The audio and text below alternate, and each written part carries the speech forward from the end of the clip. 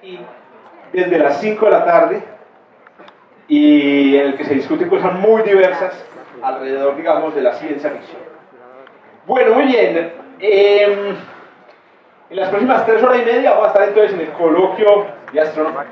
No, 3 horas, no más. No, tenemos coloquio de astronomía. Coloquio de astronomía, lo llamamos el noticiero paisa de la astronomía mundial. Pero tiene una característica especial este año y es que por lo menos este noticiero lo estamos haciendo solamente cada mes. Entonces está muy cargado. Hoy tenemos un coloquio realmente recargado, por eso lo llamamos aquí el coloquio Reloaded, ¿cierto? Así que es posible que dure un poquito más de lo habitual. Recuerden siempre, sin embargo, que las puertas están, digamos, abiertas para que salgan, no para que entren. Y que en caso de que empiece a hacer mucho calor, no es sino que se desmayen y inmediatamente los atenderemos. No, sí, a veces hace mucho calor, pero Andrés Ruiz es siempre el responsable de la temperatura del auditorio, apaga el aire acondicionado para que la gente empiece para que nos sintamos más cómodos. No, es que no, a veces si no ha pasado, pues se apaga, ¿cierto? Se apaga el aire acondicionado y esto... antes lo pone frío para que se vayan. No, hombre, aquí el frío se calma uno con vestirse. Bueno, entonces, de nuevo, si están incómodos, me hacen señas. Yo soy muy loco, entonces, bueno, Juancho se da cuenta, nos hacen señas para que cambiemos el aire acondicionado. Pues si, por ejemplo, a las 9 de la noche, si estamos a 30 grados, hay que hacer algún cambio, pues digamos. Bueno, muy bien. Coloquio es un programa de la Sociedad Antioqueña de Astronomía, que a propósito tiene mañana su asamblea general. La sociedad es una organización que reúne a todos los, como el gremio de la astronomía profesional y aficionado en Antioquia. Ya va como para 10 años de fundada. Y obviamente, naturalmente se reciben nuevos miembros. Si mañana quieren curiosear un poco, a las 3 de la tarde tenemos la asamblea de la sociedad aquí. Obviamente es como la asamblea de las unidades residenciales, ¿cierto? No es una cosa pues agradable, pero al menos uno conoce quién es el administrador. Bueno, y el pregrado de astronomía de la Universidad de Antioquia. Bueno, hace la mano los que son estudiantes del pregrado de astronomía de la Universidad de Antioquia. Excelente, ahí se ve quién es la gente inteligente. Ingeniería aeroespacial, ¿quién es la ingeniería aeroespacial? Aeroespacial. Correcto, gente un poquito más. Bueno, contaduría. Los que tienen plata, efectivamente no hay ninguno. Lo que demuestra que esto está lleno de putos ñoños pobres. Bueno, muy bien, empezando por los presentadores. Bueno, entonces, tenemos el apoyo también de la Sociedad Julio Garavito. ¿Qué hace la Sociedad Julio Garavito aquí? Es increíble, hace una cosa fundamental en el coloquio. El coloquio lo ven en realidad alrededor de unas 4.000 personas, ¿cierto? Que son los 200 que vienen y yo que lo veo 2.800 veces adicionales. No, lo ven más o menos, digamos que lo puedan ver 200 aquí y 50 por fuera. Lo ven en vivo, en directo, inclusive algunos lo ven en otros países y la sociedad es la que paga el ancho de banda mínimo. Es que eso no es gratis, el internet no es gratis, la sociedad lo apoya con los datos, espero que sea cierto, y la Corporación Astronómica del Sur, que son básicamente Sergio y Daniela por allí, filman el coloquio. Que a propósito, el coloquio queda grabado en YouTube para la posteridad. Entonces, si alguien ve un datico o algún insulto novedoso durante el coloquio, puede repetirlo en YouTube, ¿correcto? Entonces, repito, queda grabado en YouTube y la característica pues distintiva del coloquio es que no nos medimos pues para llamar las cosas por su nombre o para utilizar algunos adjetivos que aumentan el impacto educativo del coloquio, ¿cierto? Es decir, aquí tenemos un sistema de unidades, por ejemplo, distinto. Normalmente la gente habla de años luz y kilómetros, aquí decimos, por ejemplo, 50 kilo y hueputas años luz, ¿cierto? Que es una cosa importante para demostrar que kilo años luz es mucho. Muy bien, no se trata de insultar a nadie, no se me asusten, los niños chiquitos que hay aquí, solamente aquí en el planetario se dice palabras, en ningún otro lugar de la ciudad se dice palabras, y los dice una persona, digamos, con una educación muy avanzada, entonces hay que ser doctor para decir palabras. Ojo ojo con eso, no cualquiera puede decir palabras. Estudien para llegar a tener el derecho a decir las palabras que yo digo aquí, mentiras que no, estoy hablando mierda. Pero digo, si van a traer a los niños al coloquio normalmente, los pueden dar con un tapoiditos, o los pueden más bien poner al coloquio indiferido. Bien, entonces, coloquio lo dividimos por secciones. Vamos a comenzar hoy con las fotos, porque normalmente las fotos las dejamos para el final cuando uno ya no tiene glucosa, cuando ustedes ya no tienen glucosa. Yo vengo dopado, entonces no hay problema, ¿cierto? Yo siempre tengo la capacidad de trabajar 3 horas seguidas. Entonces vamos a comenzar con las fotos, pero es porque las fotos, es un mes de fotos.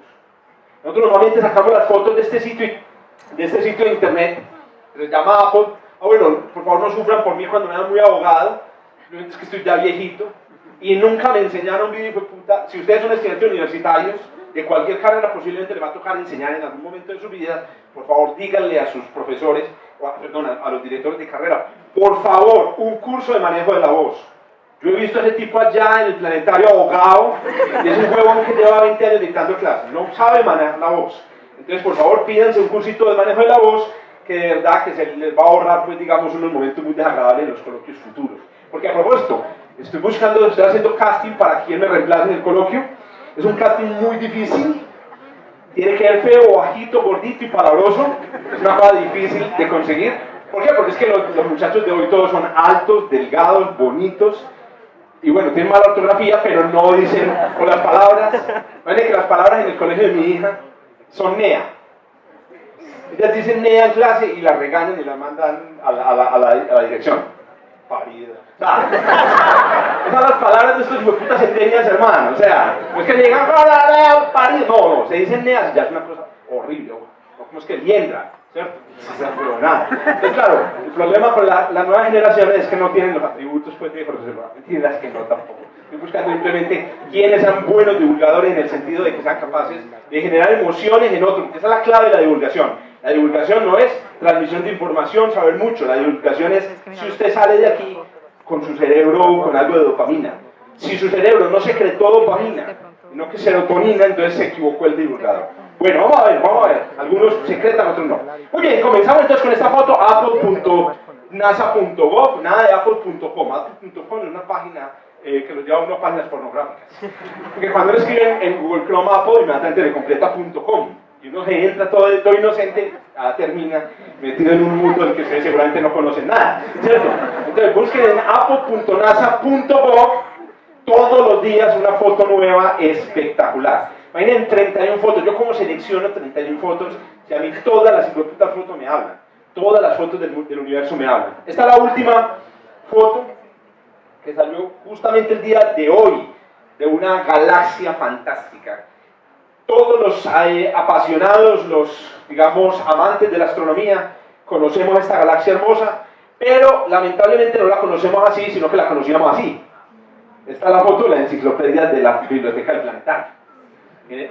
Érase una vez en la que Wikipedia no existía. Sí, exacto. Señor Centennial. No había Wikipedia. Nosotros vivimos una era oscura en donde había que buscar en las bibliotecas las cosas, y a veces ni siquiera había que buscar, no encontraba uno por casualidad la información. Hagan de cuenta que, por ejemplo, no sé, aquí habrá alguno de los que lee Wikipedia en orden o no. O sea, que se entra a la página de hoy voy a leer Wikipedia. No, pues nadie lo hace, nadie hace esa mierda, aunque Wikipedia tiene un portal, una entrada donde dice cuál es el artículo más popular de hoy. Bueno, hagan de cuenta que la enciclopedia en papel era así, Wikipedia en orden. Bueno, entonces usted cogía un libro de astronomía, se encontraba con esta hermosa fotografía de la galaxia del sombrero, un nombre maravilloso, digamos, para esta galaxia. Miren la versión Centennial, esta no es. Miren la versión Centennial de la galaxia del sombrero, muchachos. No, pues. Es que las diferencias saltan a la vista, y estamos hablando de una diferencia de 20 años. ¿Cierto? 20 años de tecnología, 20 años de imágenes, que muchas de estas imágenes son construidas sumando otras imágenes. 20 años de telescopios espaciales, etc. Bueno, esta es una galaxia fantástica de la que uno realmente como aficionado a la astronomía poco conoce. Vamos a ver, vamos a hacer un examen por aquí, a ver, algún aficionado aquí de esos que de larga data que me diga de qué tamaño es la galaxia del sombrero. A ver, hacen la mano un aficionado, no reciban a personas nuevas, solo a los aficionados duros, ¿sí vio? Nadie levanta la mano. No es timidez, es que no tienen ni puta idea. O sea, ellos simplemente saben que existe la galaxia del sombrero. Yo no quiero aquí mirar quiénes son los aficionados de toda la vida, pero están por aquí. Son viejitos, están por aquí. Este se llama el bloque de los viejitos. Este es el bloque de los viejitos, aquí está el bloque de los que vienen por primera vez al coloquio, y aquí están de los que quieren hablar. Eso es claro, yo ya me los he muy identificados a todos. ¿De qué tamaño es la galaxia del sombrero? Bueno, les voy a mostrar la galaxia Vía Láctea en la misma posición.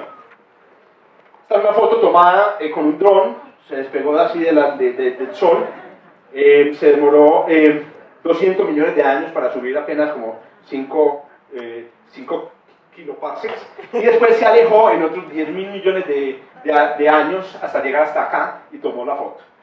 Obviamente, nada de eso es creíble, esto es una imagen representación artística, y insisto, todos los que estudian aquí artes o tienen todos los que estudian arte o quieren estudiar arte, pero al mismo tiempo dicen, no, pero es que a mí me gusta la astronomía, tengan en cuenta que esto lo hizo un artista, esto lo hacen artistas. O sea, gente que es profesional en arte pero les gusta la astronomía o pueden interactuar. Bueno, veamos diferencias entre la galaxia del sombrero, no la versión viejita sino esta. Diferencias entre la Vía Láctea y la galaxia del sombrero.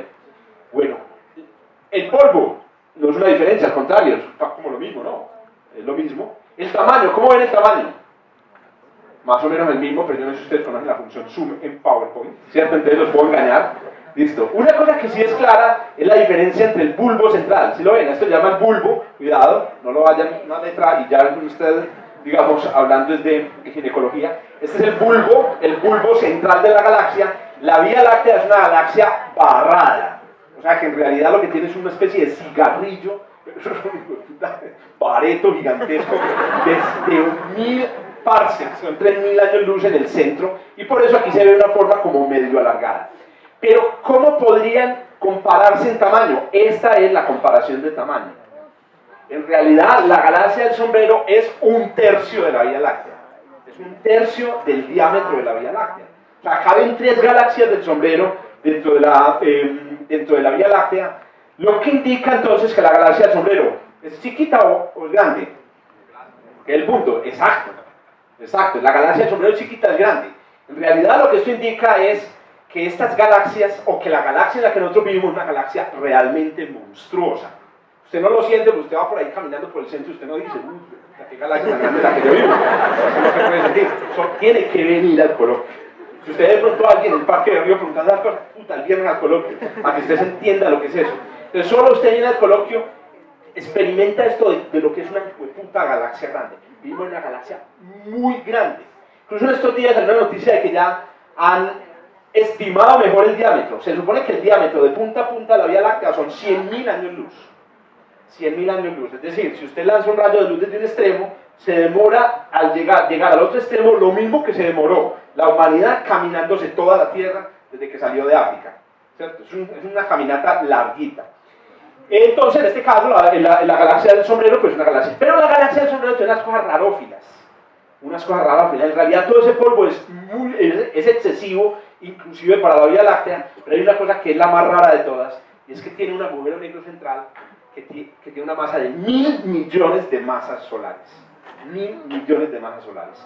Eso es un dato que es impresionante. Uno puede, digamos, fácilmente sufrir ahí un paro cardíaco de solo imaginarse lo que es esto, pero como yo sé que todos ustedes son anuméricos y no entendieron que son 1.000 millones de masas solares, entonces les voy a mostrar un videito para que se hagan un video de lo que son 1.000 millones de masas solares. Pero primero comparemos. La Vía Láctea es 3 veces más grande, pero su agujero negro central es aproximadamente 250 veces más pequeño. ¿Qué puta le pasó hasta en la infancia, ¿cierto? Hasta la galaxia en la infancia para tener un agujero negro 250 veces más grande? La historia de la galaxia del sombrero es bastante anómala. Entonces, miren este video, no sé si todos lo han visto, es un video espectacular.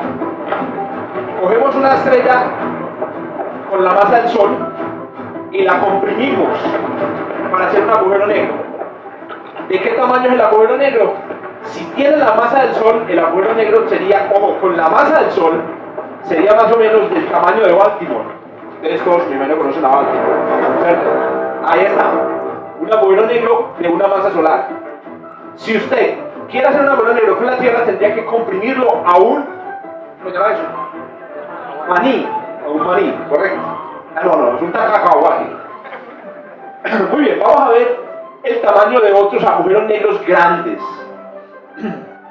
Cuando tenía 3 a 4 masas solares, ya era el tamaño de Nueva York. Vamos a ver un agujero negro realmente grande. Este es el tamaño, digamos, del agujero negro del que partimos. Y vamos a ver una verdadera bestia de agujero negro. Bueno, ahí viene. El agujero negro en el centro de M82 tiene el tamaño de Marte. Pasamos de una ciudad a Marte. Vamos a ver, ¿qué masa tiene? Ahí decía, la masa de este agujero negro es 1000 masas solares. Esos son 1000 soles, ¿correcto? Pues bien, este tiene el tamaño de Marte y apenas pesa 1000 soles. Vamos a ver ahora un verdadero gargantúan. Un gargantúan verdadero. Sale, acuérdense que allá abajo quedó Marte, sigue saliendo cuando se viene encima ese animal. Animal de monte. El agujero negro central y mire el tamaño del sistema solar. Un agujero negro que es centenares de veces más. Vamos a ver qué masa tiene. ¿Serán 1000 masas solares? Porque este tapete son más o menos 1000 masas solares. ¿O será más? No, más. No, ya, esas son las masas. ¡No!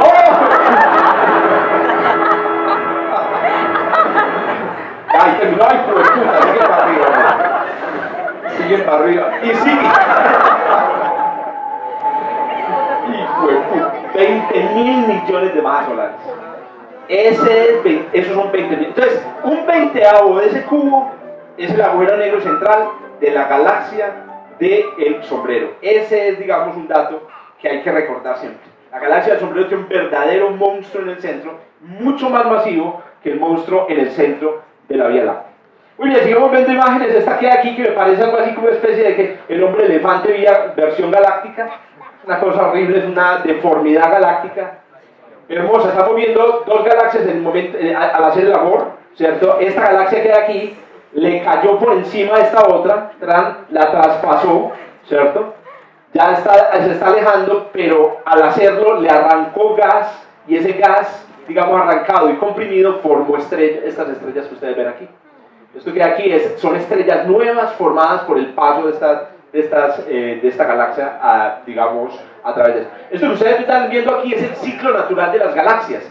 El pie de foto de esta imagen decía que esta galaxia que se queda aquí y estas otras dos van a formar en el futuro una gigantesca galaxia elíptica, que es la historia, digamos, o el destino final de las galaxias que hacen el amor. Ahora, el sexo entre galaxias es muy especial, porque el resultado es que los que están haciendo el amor terminan fusionados en una sola persona. Qué lindo, fusionados, nos fusionamos tú y yo, ¿cierto? Fusionémonos en uno solo y ahí quedan pegados los hueputas para siempre, formando una cosa completamente diferente. ¿Está usted dispuesto a sacrificar? No es como las arañas o en algunos insectos donde muere el macho, no, aquí los dos quedan pegados para siempre, hueputa. Y el hijo, esa es la cosa pegada. El hijo es la cosa pegada, ese es el punto espectacular. Bueno, la Vía Láctea fue armada así. La Vía Láctea en realidad es un Frankenstein, ¿cierto? Que comparte de muchas galaxias que fueron, digamos, puestas una encima de otra. Estamos muy galácticos hoy. Vamos a ver ahora esta hermosa, digamos, visualización de ¿dónde está Tarzán? No, Tarzán, perdón. De un objeto fantástico de la Vía Láctea, pero absolutamente que se escapa completamente a nuestra observación. Esta es una Vía Láctea tal y como se vería en el cielo si uno sumara todos los pedacitos que uno ve durante el año. En realidad se han hecho fotos así con fotos de aficionados. Estas no son fotos de aficionados, esto es hecho con las imágenes de Gaia. Aquí viene una galaxia pequeña, las nubes de Magallanes, pero miren este zoom que vamos a hacer aquí, espectacular para mostrar un objeto fantástico dentro de la Vía Láctea, perdido dentro de la Vía Láctea. Ahí nos estamos dirigiendo aparentemente hacia el centro de la Vía Láctea, pero en realidad ya nos desviamos un poquito del centro. Vamos haciendo zoom in.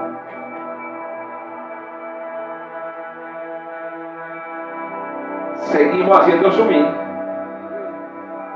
Pues puta, ya haya perdido en la inmensidad. Entre las estrellas está este animal. Hermoso. Bueno, ahí se ve bien que es una fotografía, ¿cierto? Es que el mudadas por la Vía Láctea, en este caso la desnudada es como gravedad, la galaxia no lo tiene que tocar, o sea, es como desnudarlo a uno con la vista, pero de verdad, ¿sí me entienden? ¿Cierto? No como lo que hacemos todos los tipos, no la de verdad usted llega, lo mira, la Vía Láctea, puta, con marea, y trae, puta, desnuda el cúmulo, le quita todo el gas, y eso es lo que queda, la galaxia, le quita todo el gas, y queda un cúmulo globular espectacular. Los otros que son increíblemente antiguos, estos son los Matusalén de la Vía Láctea. Este es particularmente antiguo, para ahí que es más viejo que el disco de la Vía Láctea. Las estrellas que hay ahí tienen aproximadamente 12.000 millones de años. Si hay civilizaciones dentro de estos cúmulos, las estrellas como el Sol ya nacieron, se reprodujeron y se murieron ya, hace rato. O sea, civilizaciones como la nuestra, que haya vivido dentro de esos cúmulos, ya desaparecieron hace rato. Y hay una que otra estrella que nació recientemente, estas estrellas nacieron hace 7.000 millones de años, estas estrellas azulitas. La Vía Láctea tiene 200 cúmulos globulares en total, no tiene ni uno más, bueno, sí puede tener unos cuantos más, pero en total tiene 200 cúmulos globulares. Y a mí lo que me impresiona es la capacidad que hoy tiene la astronomía y la cantidad de cosas que no sabemos de astronomía, ni siquiera los astrónomos, de lo que hemos visto ya en el cielo. ¿Cómo es que esto está perdido ya metido entre la Vía Láctea? Impresionante esa imagen. Bueno, otra foto fantástica que salió esta semana. ¿Cuándo fue? ¿El lunes o no? Como el lunes, el sábado pasado. Espectacular, esta es una foto de la luna llena del 21, que fue, como dicen por ahí, la última superluna del año, ¿cierto? La última superluna. Que es un término que no le gusta mucho a los astrofotógrafos por aquí que conozco, ni a los astrónomos tampoco. La superluna suena como a que, puta, la luna va a caer encima, o la luna va a ser 5 veces más grande, cuando en realidad es solo 15% más grande la superluna. Bueno, lo fantástico de esta fotografía es, puta, el tamaño de esa luna, es que es gigantesco, ¿no? Qué luna tan grande, puta, qué grande, lo mismo, esa luna es igual, tiene exactamente el mismo tamaño, digamos que lo vemos normalmente. Lo que pasa es que esta fotografía fue tomada desde la puta mierda, marica. O sea, desde la luna estamos en la puta mierda, pero digamos desde los edificios hasta el fotógrafo el fotógrafo está a una distancia impresionante de los edificios. No sé si alguien sabe en qué ciudad está eso. Excelente, ¿verdad? Escucha Leo. Esto es en Madrid. Increíble. ¿Desde dónde? De visión. Ah, ya. Ahí me estaba contando Leo Jaime que esto es desde el Pardo, exacto, que es la línea de tren, digamos una línea de tren al occidente de Madrid, es espectacular, se llaman las 4 torres. Yo ya sabía que había un edificio alto en Madrid, yo creí que en Madrid lo máximo era para 10 pisos. Obviamente un ignorante, me pasó lo mismo, no sé si ustedes han ido a París.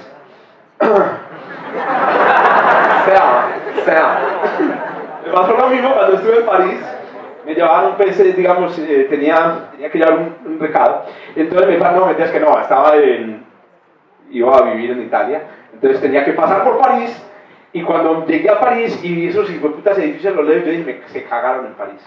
¿Cómo le ocurre poner edificios en París, rascacielos en París? Y claro, es que hay un sector que es el lado, digamos, financiero, de negocios, y unas super torres espectaculares, a propósito de desde la Torre Eiffel, muy bonito, una parte muy bonita, moderna de París. Bueno, yo pensé que Madrid estaba a salvo, y no, Madrid también tiene sus super torres. Estas son 4 torres, es más, es un parque, digamos, que se llama el Parque de las 4 Torres. Y hay una cosa interesante. Al ver esta imagen yo dije, vamos a hacer un ejercicio interesante y vamos a aprender un truquito muy interesante de la astronomía para que de pronto se lo lleven y lo apliquen por ahí en los paseos familiares, etc. El truco es este. Yo no sé si ustedes sabían, pero la escala verdadera de la distancia del tamaño de la luna es más o menos esta. Más o menos la escala es como esta. ¿Cuál es la idea? La idea es que la luna está a una distancia de nosotros de aproximadamente 114 veces su diámetro. Ese es el dato, 114 veces su diámetro. Para que quiera encontrar o saber de dónde viene ese 114, convierta medio grado a radianes e inviértalo. Ya, y ahí sale 114. Entonces ya los veo, una calculadora científica, convirtiendo medio grado en radianes y en la inversa. Son 114. Ahora, ¿qué sucede? Como todos ustedes, ¿cierto? Entonces, 1 dividido 0.5 multiplicado por pi dividido 180. A ver. Como todos ustedes saben, ¿cierto? Hay una propiedad geométrica, se llama la correspondencia entre ángulos, todos mis hermanos que estudiaban, no, bueno, whatever.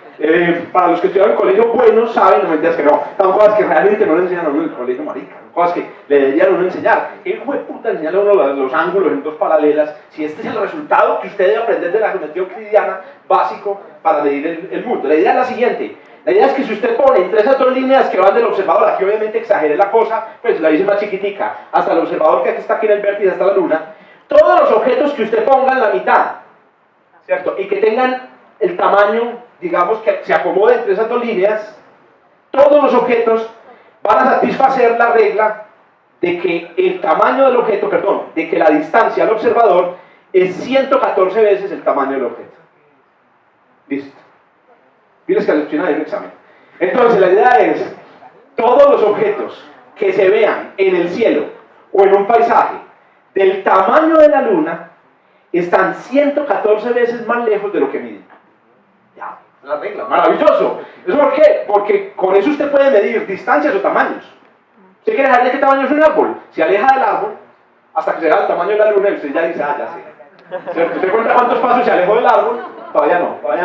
Pues, puta, cuando usted se ha alejado 700 metros, ese árbol es de 10 metros. Sí, claro, es un truco bacano, ¿no? Pues, digo, es más importante para hacer, como les digo, el 24 de diciembre en una finca o algo así. Bueno, entonces, esta es la regla. Ahora, dígame en un objeto al Viernes Santo, una Semana Santa, vamos para Semana Santa. Dígame, hágame en el favor, un objeto, no terrestre, sino celeste, que mida lo mismo, que tenga el mismo tamaño de la luna en el cielo.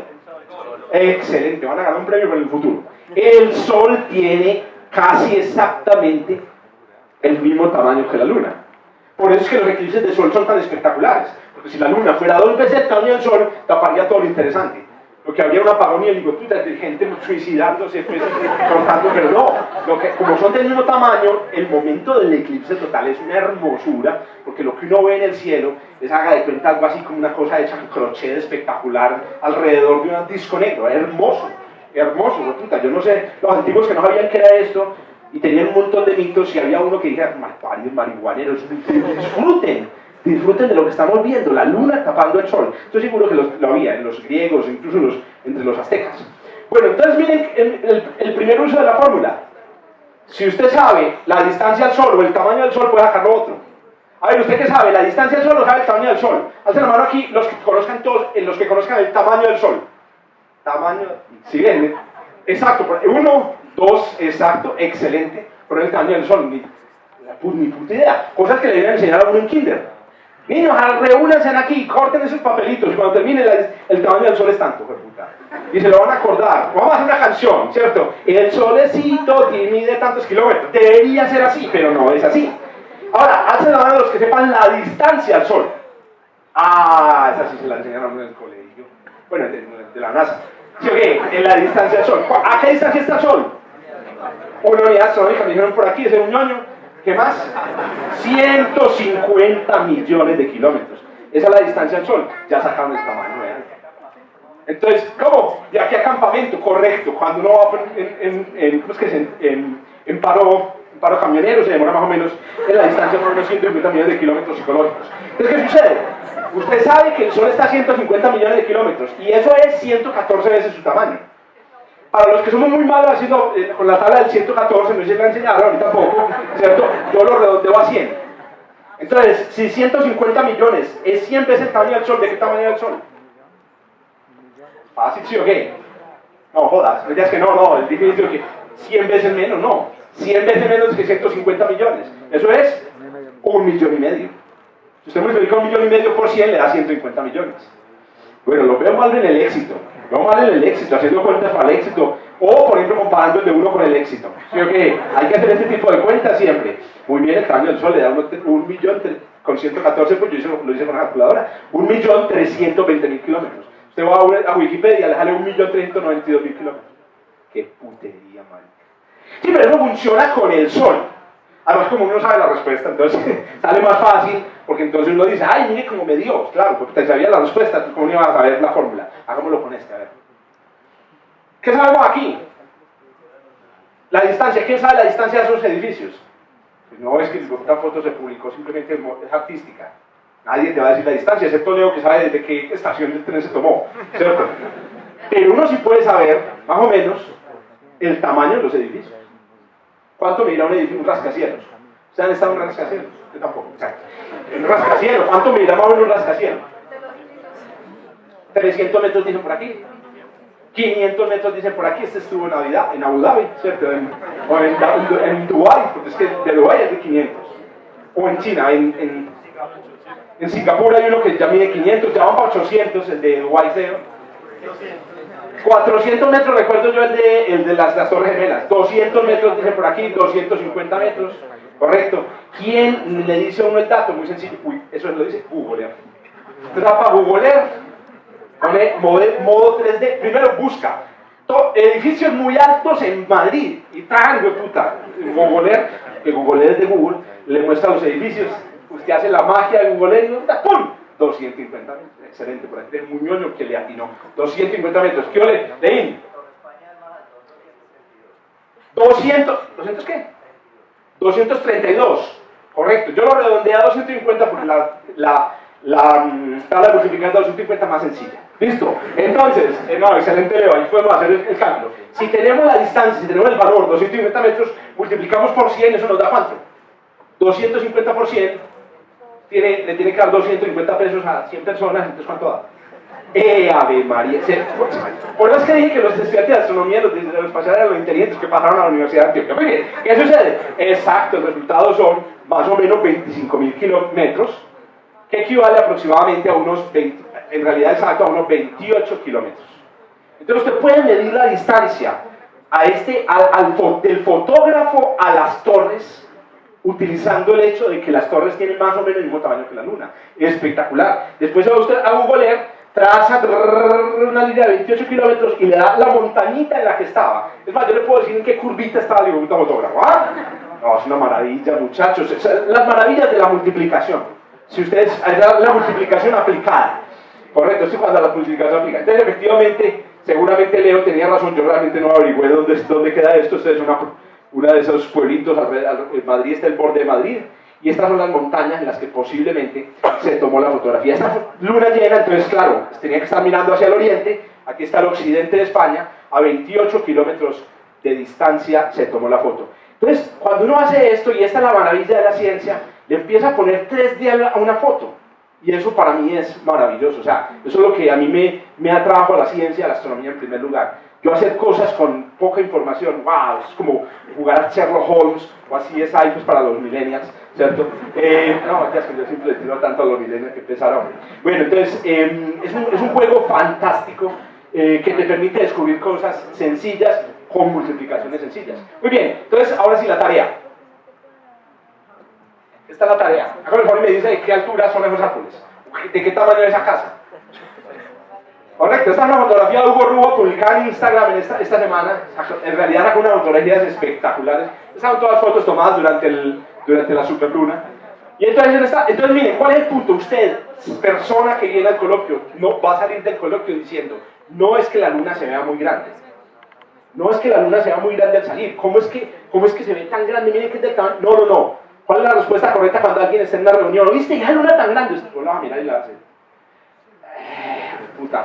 No es que la luna sea grande, lo que pasa es que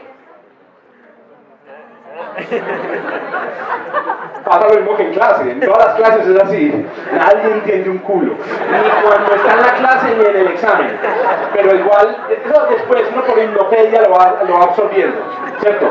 No es que la luna sea muy grande, es que la casa está en la puta mierda. Eso es lo que usted le va a responder. La casa está en la puta mierda. Entonces, me da tanto abuelita de la mano, oye, ¿cuánto es la puta mierda? A propósito, no digas palabras durante los diciembres. ¿Cuánto es la puta mierda? Muy sencillo, abuelita. ¿De qué tamaño es la casa? Pues por 114. Uy, hermano, le dan a usted más buñuelos toda esa noche.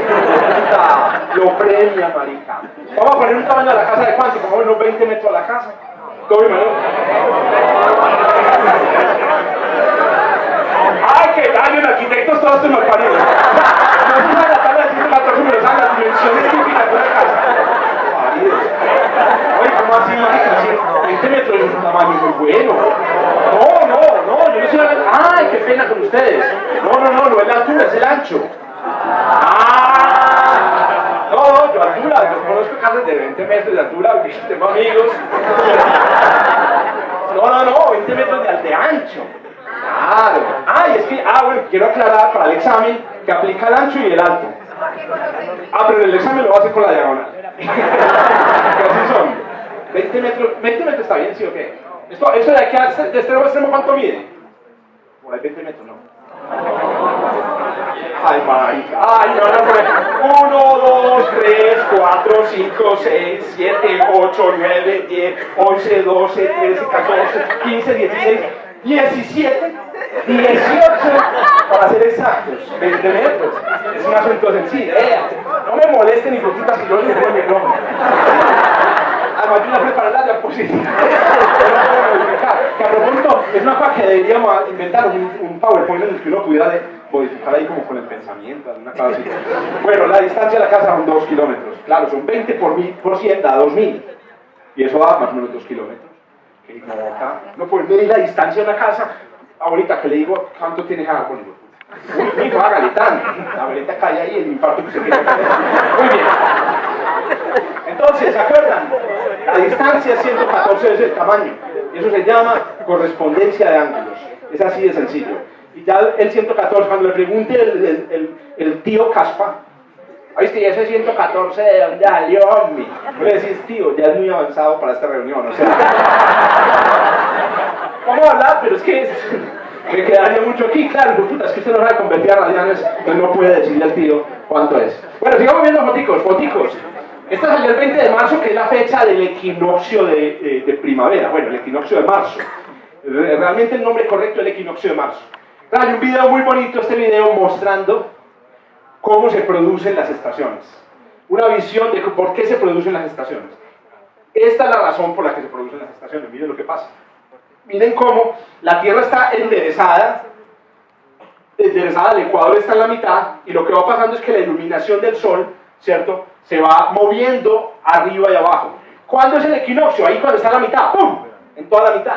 Ese es el equinoccio. Y cuando se mueve arriba y abajo, entonces se producen los extremos, los solsticios. ¿Y qué pasa en los equinoccios? Bueno, ¿y por qué se produce este movimiento tan raro, entre comillas, de la sombra de la Tierra? La razón por la que se produce ese movimiento, pues todos ustedes saben del colegio, es por esto. Es porque la Tierra está torcida y se mueve alrededor del Sol.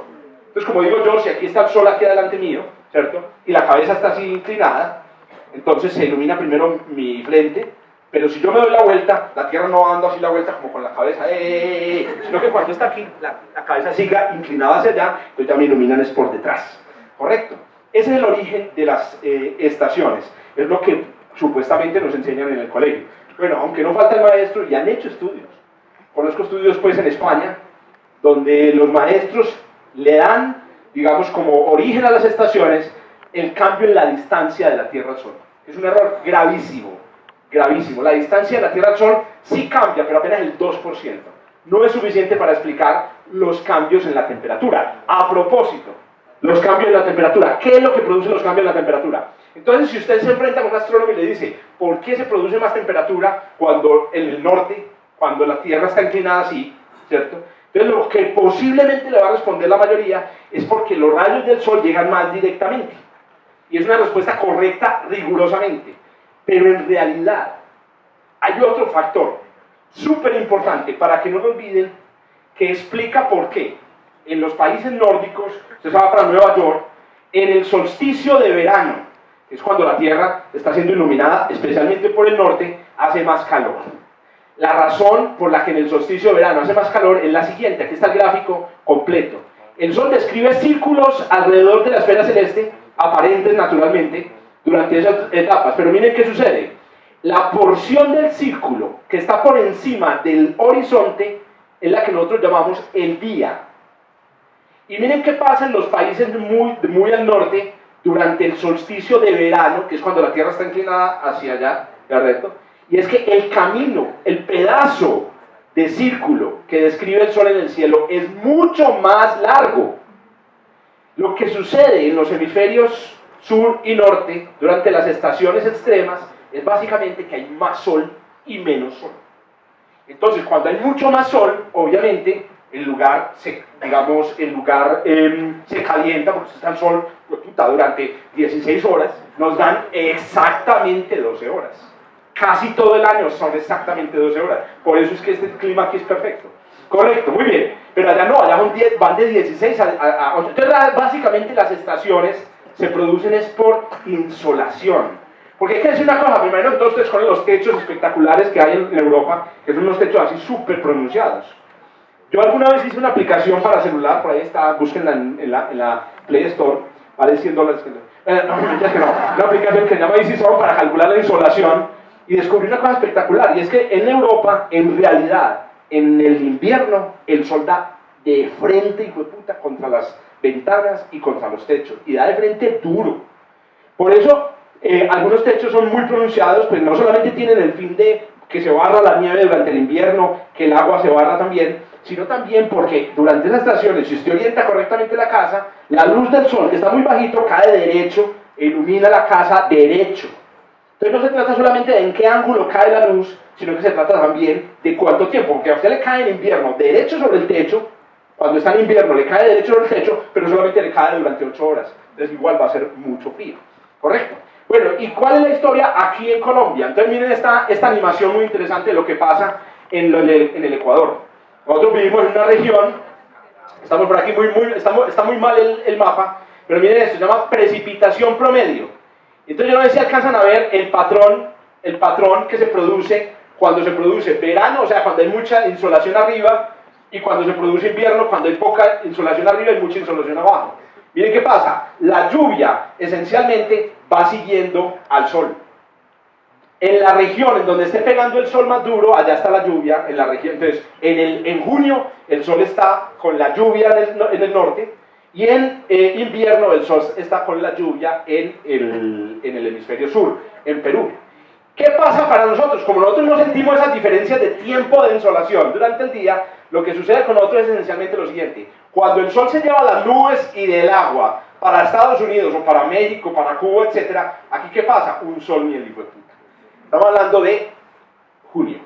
Usted tiene un sol ni el hijo de puta aquí. En junio espectacular. Cuando está en diciembre, muy al sur, por ejemplo en Perú, el agua está por allá y aquí estamos en un sol ni el hijo de puta. Es decir, es el segundo verano del año. Ese segundo verano es diciembre, enero. Especialmente enero. ¿Cómo vieron el enero pasado? Hubo días de noches totalmente despejadas todo el día. Noches y días totalmente despejados. Pero ¿qué pasa en abril y en septiembre?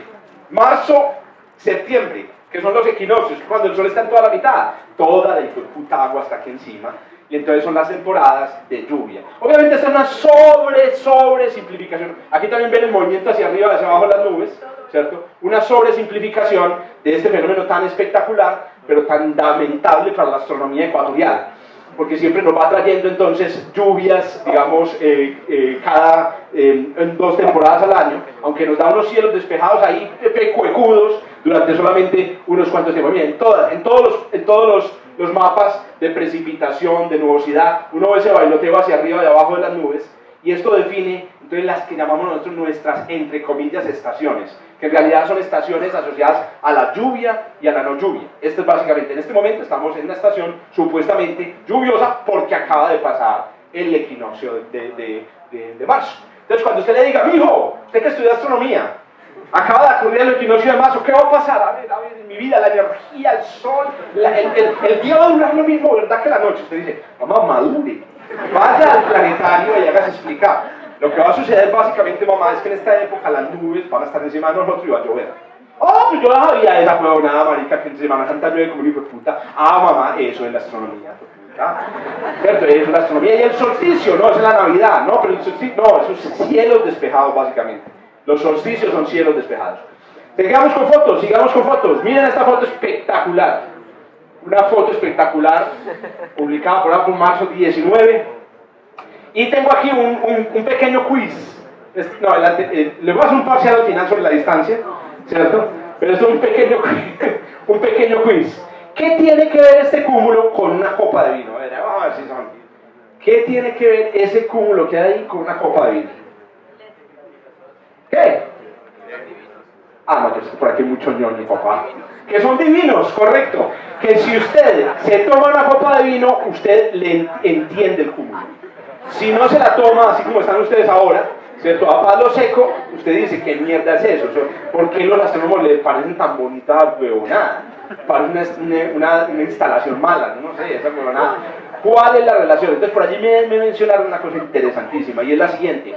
Estos rayones que ustedes ven aquí, como todos los ñoños saben, en realidad son galaxias de forma completamente normal. ¿Correcto? Galaxias completamente normales. Vean una galaxia completamente normal, así como la de la Vía Láctea y la galaxia del sombrero, veanla aquí, esa es una. Pero vean esta que es también así, mírenla cómo está, distorsionada. Miren esta que es una galaxia también espiral, miren cómo está alargada. Esas galaxias están distorsionadas.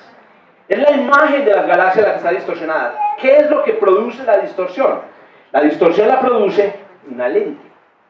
Una lente. Hay algo atravesado entre las galaxias y nosotros que deforma la imagen. Pues resulta que los físicos desde hace mucho tiempo han calculado que si nosotros pudiéramos construir con vidrio una lente parecida a la que produce estas distorsiones, sería más o menos, tendría la forma de la base de una copa de vino. ¿Correcto? No sería como la lente de una gafa, o las gafas. No sería como la lente de unas gafas, ¿cierto? Sino que sería como la gafa o el tenis. Las gafas, una lente de unas gafas, ¿correcto? No sería como la lente de unas gafas, no sería como una lupa, sería como la base de una copa. Niño, niña, hoy llegan a la casa, me van rompiendo las copas, ¿correcto? Porque el efecto se ve es cuando usted corta la copa. Córtela con cuidado porque le corta también la base, marica, entonces la cagó porque cortó la base.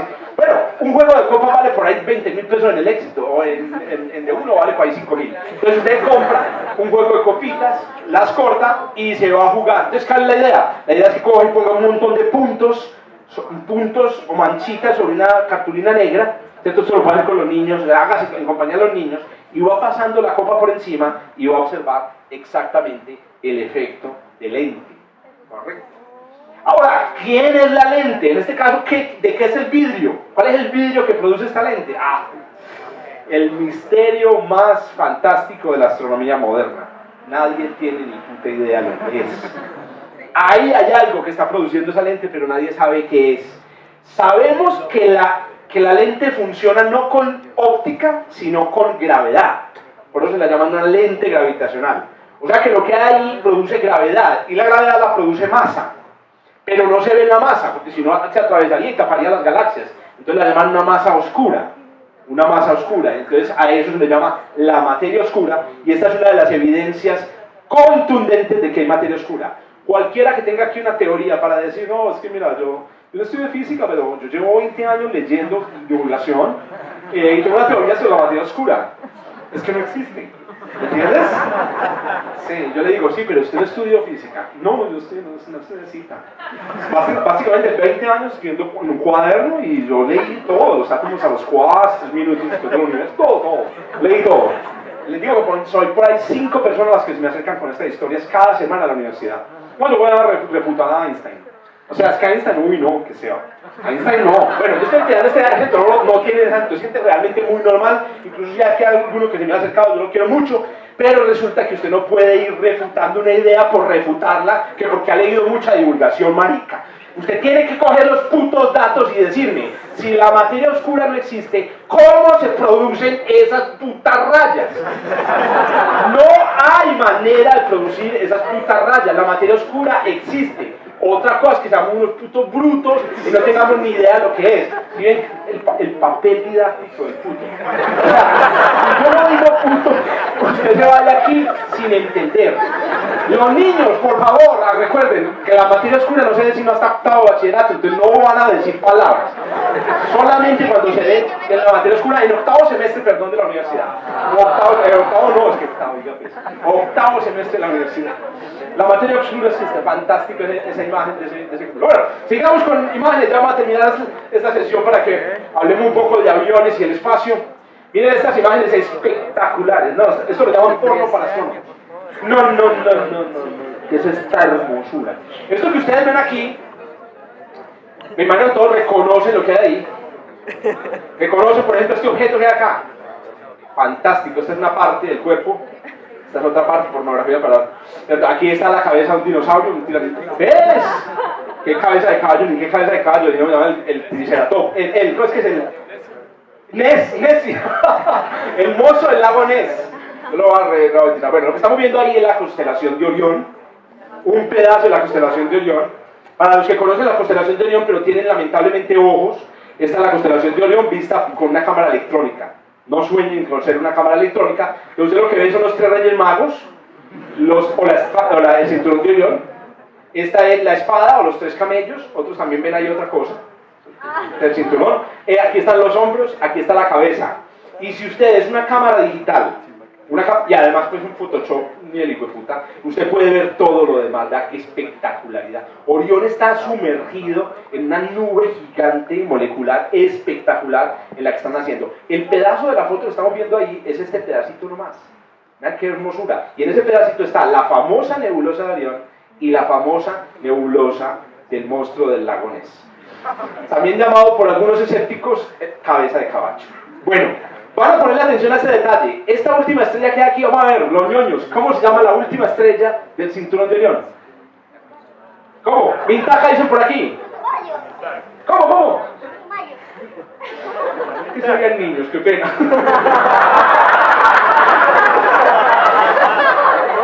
De verdad, ustedes no saben, papitos y mamitas, no saben la vergüenza con la que yo termino todos los viernes. Para mí es un momento, al otro día pues ya me calma. Entonces, ¿qué sucede? Esa es Al-Nitak, la estrella Al-Nitak. Está aquí, digamos, en un extremo. ¿Dónde está aquí? ¿Dónde puta está? No es Al-Nitak, sí, claro, es Al-Nitak. Mintak, Al-Nilam, Al-Nitak. Al-Nilam la mitad. ¿Dónde está Al-Nitak en este momento? Puta, ¿dónde está? Ya viste, yo tengo un amigo que es un experto y identifica patrones donde uno los ve. ¿Dónde está la estrella Al-Nitak en esta foto? Entonces usted dice, aquí está la cabecita.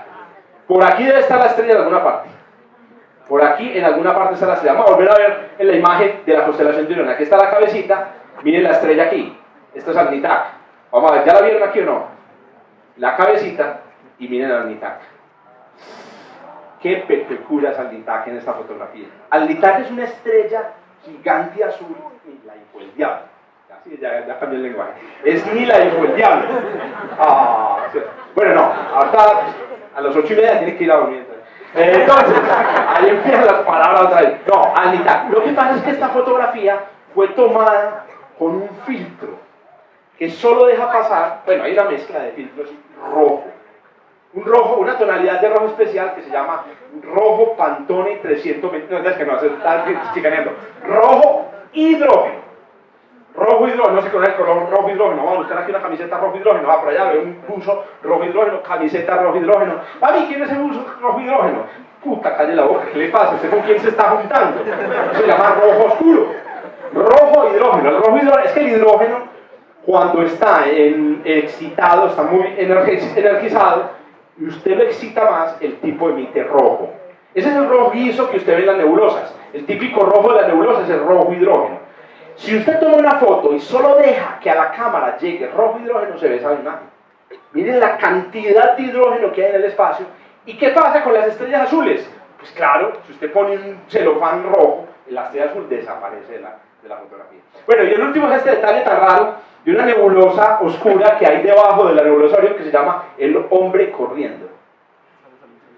Esta es otra muestra de la capacidad creativa de los astrónomos. ¿Dónde putas hay un hombre corriendo ahí, hermano? Ya lo viste. Estás viendo a Atlas sosteniendo la esfera del cielo, por lo que sostenía el mundo. El mundo después lo castigaron con el cielo, ¿no? Hay una historia por ahí bacana de Atlas. ¿Dónde putas ven los astrónomos? En ninguna parte se ve un hombre corriendo, porque es que ningún astrónomo es capaz de ver por un telescopio esta imagen. Esta es una imagen artificiosa, pero esta es la imagen que se ve por un telescopio. ¿Ya sí ven el hombre corriendo? No. Claro, lo digo el muñequito. Está así acostado. Vean, cuál es la cabeza. Esta es la cabeza del muñeco. Este es el cuerpo. No hay que esperar al revés. Momentico, esta es la pata y esta es la otra pata. ¿Cómo así? A ver, ¿dónde la vieron? ¿Quién la vio? Vení, a mostrarla, ¿para dónde? A ver, ¿cómo así?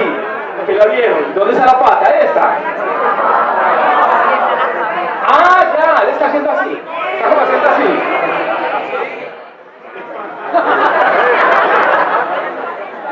No, parce. Qué poco han observado por telescopio. Qué poco. Qué poco han observado. No, claro que ya quedé como rayado ahí con las imágenes de Facebook. ¿En qué dirección va el tren? ¿Cierto? Bueno, ahí se ve. Bueno, voy terminando con las fotos ya para que dejemos esto. Miren esta comparación fantástica. El sol en el 2012, el sol hoy. 2012, hoy. En el último mes, febrero, no hubo ni una mancha solar en el sol. Ni una mancha solar. Pero la pregunta es, ¿es bueno o es malo? Es bueno un montón de cosas. Por ejemplo, a Juan Francisco, que ya le voy a dar la palabra, le parece delicioso, hermoso. Porque resulta que cuando no hay manchas solares, no hay cortocircuitos magnéticos que hagan emitir rayos X al sol. El sol emite rayos X. Usted no lo siente. Uy, voy a tomar aquí sol a la playa. Marica, rayos X, le diría al Sheldon Cooper. ¿Cierto? Cuidado con los rayos X que vienen del sol. Correcto. Entonces, no emite rayos X. Los rayos X, cuando llegan a la atmósfera de la Tierra, no llegan a las piscinas. Se quedan en la alta atmósfera. La calientan y la atmósfera se hincha. Se expande. Y al expandirse, se expande hasta donde están los satélites. Y los satélites sienten el frenón. Entonces, algunos satélites empiezan a caer hacia la Tierra. Entonces, bueno, eso es realmente bueno. Si la atmósfera crece, pues los satélites empiezan a caer, pues les digo que empiezan a caer en el patio de tu casa y todo, ¿cierto? Pero digamos que si no hay, las estaciones espaciales internacionales, por ejemplo, no se cae, las estaciones espaciales las tienen que estar corrigiendo. Estamos en un momento en el que ustedes no van a volver a ver, respiren, la atmósfera tan bajita como la que estamos viendo este año. No se siente ni mierda, pero la atmósfera este año está más bajita que en los últimos años. ¿Por qué? Porque no hay rayos X viniendo del Sol. Esta es otra curva que todos los astroñoños aquí conocemos, y es la curva de cómo es el número de manchas solares como función del tiempo. Miren el 2012, 2013, 2014, no sé si lo sintieron, que había muchas manchas, no, que se va a sentir, no se sienta nada, ¿cierto? Precisamente porque no está pendiente de eso. Ah, no, mentiras que no. 2012. Se cayó la red de, ¿cómo se llamaban? Comcel. En pleno equinoccio de marzo se cayó la red, y en Caracol entrevistaron al presidente de Comcel y él dijo, no, se trató de una falla técnica que involucró ingeniería y el sol. Y entonces el periodista no sabía qué preguntar a continuación. El sol. ¿Y qué hacíamos los astrónomos en la casa? No, estábamos en el piso riéndonos. Huevo, no me echarle la culpa al sol. Y resulta que sí. En 2012 hubo una caída de la red celular producida por el sol, por un evento solar. No se preocupen, no se va a caer no se va a caer WhatsApp, excepto que si los rusos de pronto lo hacen caer, o los chinos, porque estamos pasando por un momento de mínimo, pero mínimo. Sí, ¿vos ibas a decir algo? No fue al contrario, que el técnico de Comcel dijo que había sido humano. No, yo me acuerdo. La anécdota la cuento porque yo estaba viendo el televisor. Pero sí pude dar varias versiones. La anécdota que yo me acuerdo es que nos dijo, se dieron una conjunción de factores técnicos y solares. Es la primera vez que yo escuchaba eso en la televisión y me burlé. Y después aquí en el coloquio lo comentamos. Sí, señor. En el equinoccio, el sol está en todo el ecuador celeste, que es donde están los satélites geoestacionarios.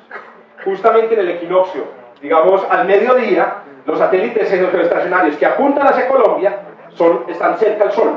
Y es muy fácil que la interferencia radial sea capaz de borrar la señal de un satélite geoestacionario que utiliza el relay para mandar señales a otra parte. Entonces, parece que se debió a eso. Ahora, varias cosas interesantes. La primera, una cosa interesante. Muchos están pensando en esto. Miren esto. Este fue el máximo del 2012, este fue el máximo del 2001. Ay, marica. Todo para abajo. ¿A dónde vamos a llegar? Entonces todo depende de si usted es pakistaní, por ejemplo, y es un científico pakistaní exagerado. Cogieron todo el ciclo solar anterior y se dieron cuenta que el máximo 25 va a ser una pichurrientada de nada. O sea, que el Sol se está apagando atmosféricamente, entre comillas. Es decir, no hay casi actividad magnética. Pero si usted es un poquito más serio, se da cuenta que no es tampoco tan exagerada la cosa. En realidad nadie tiene ni puta idea. Y no tiene ni puta idea porque el Sol es impredecible.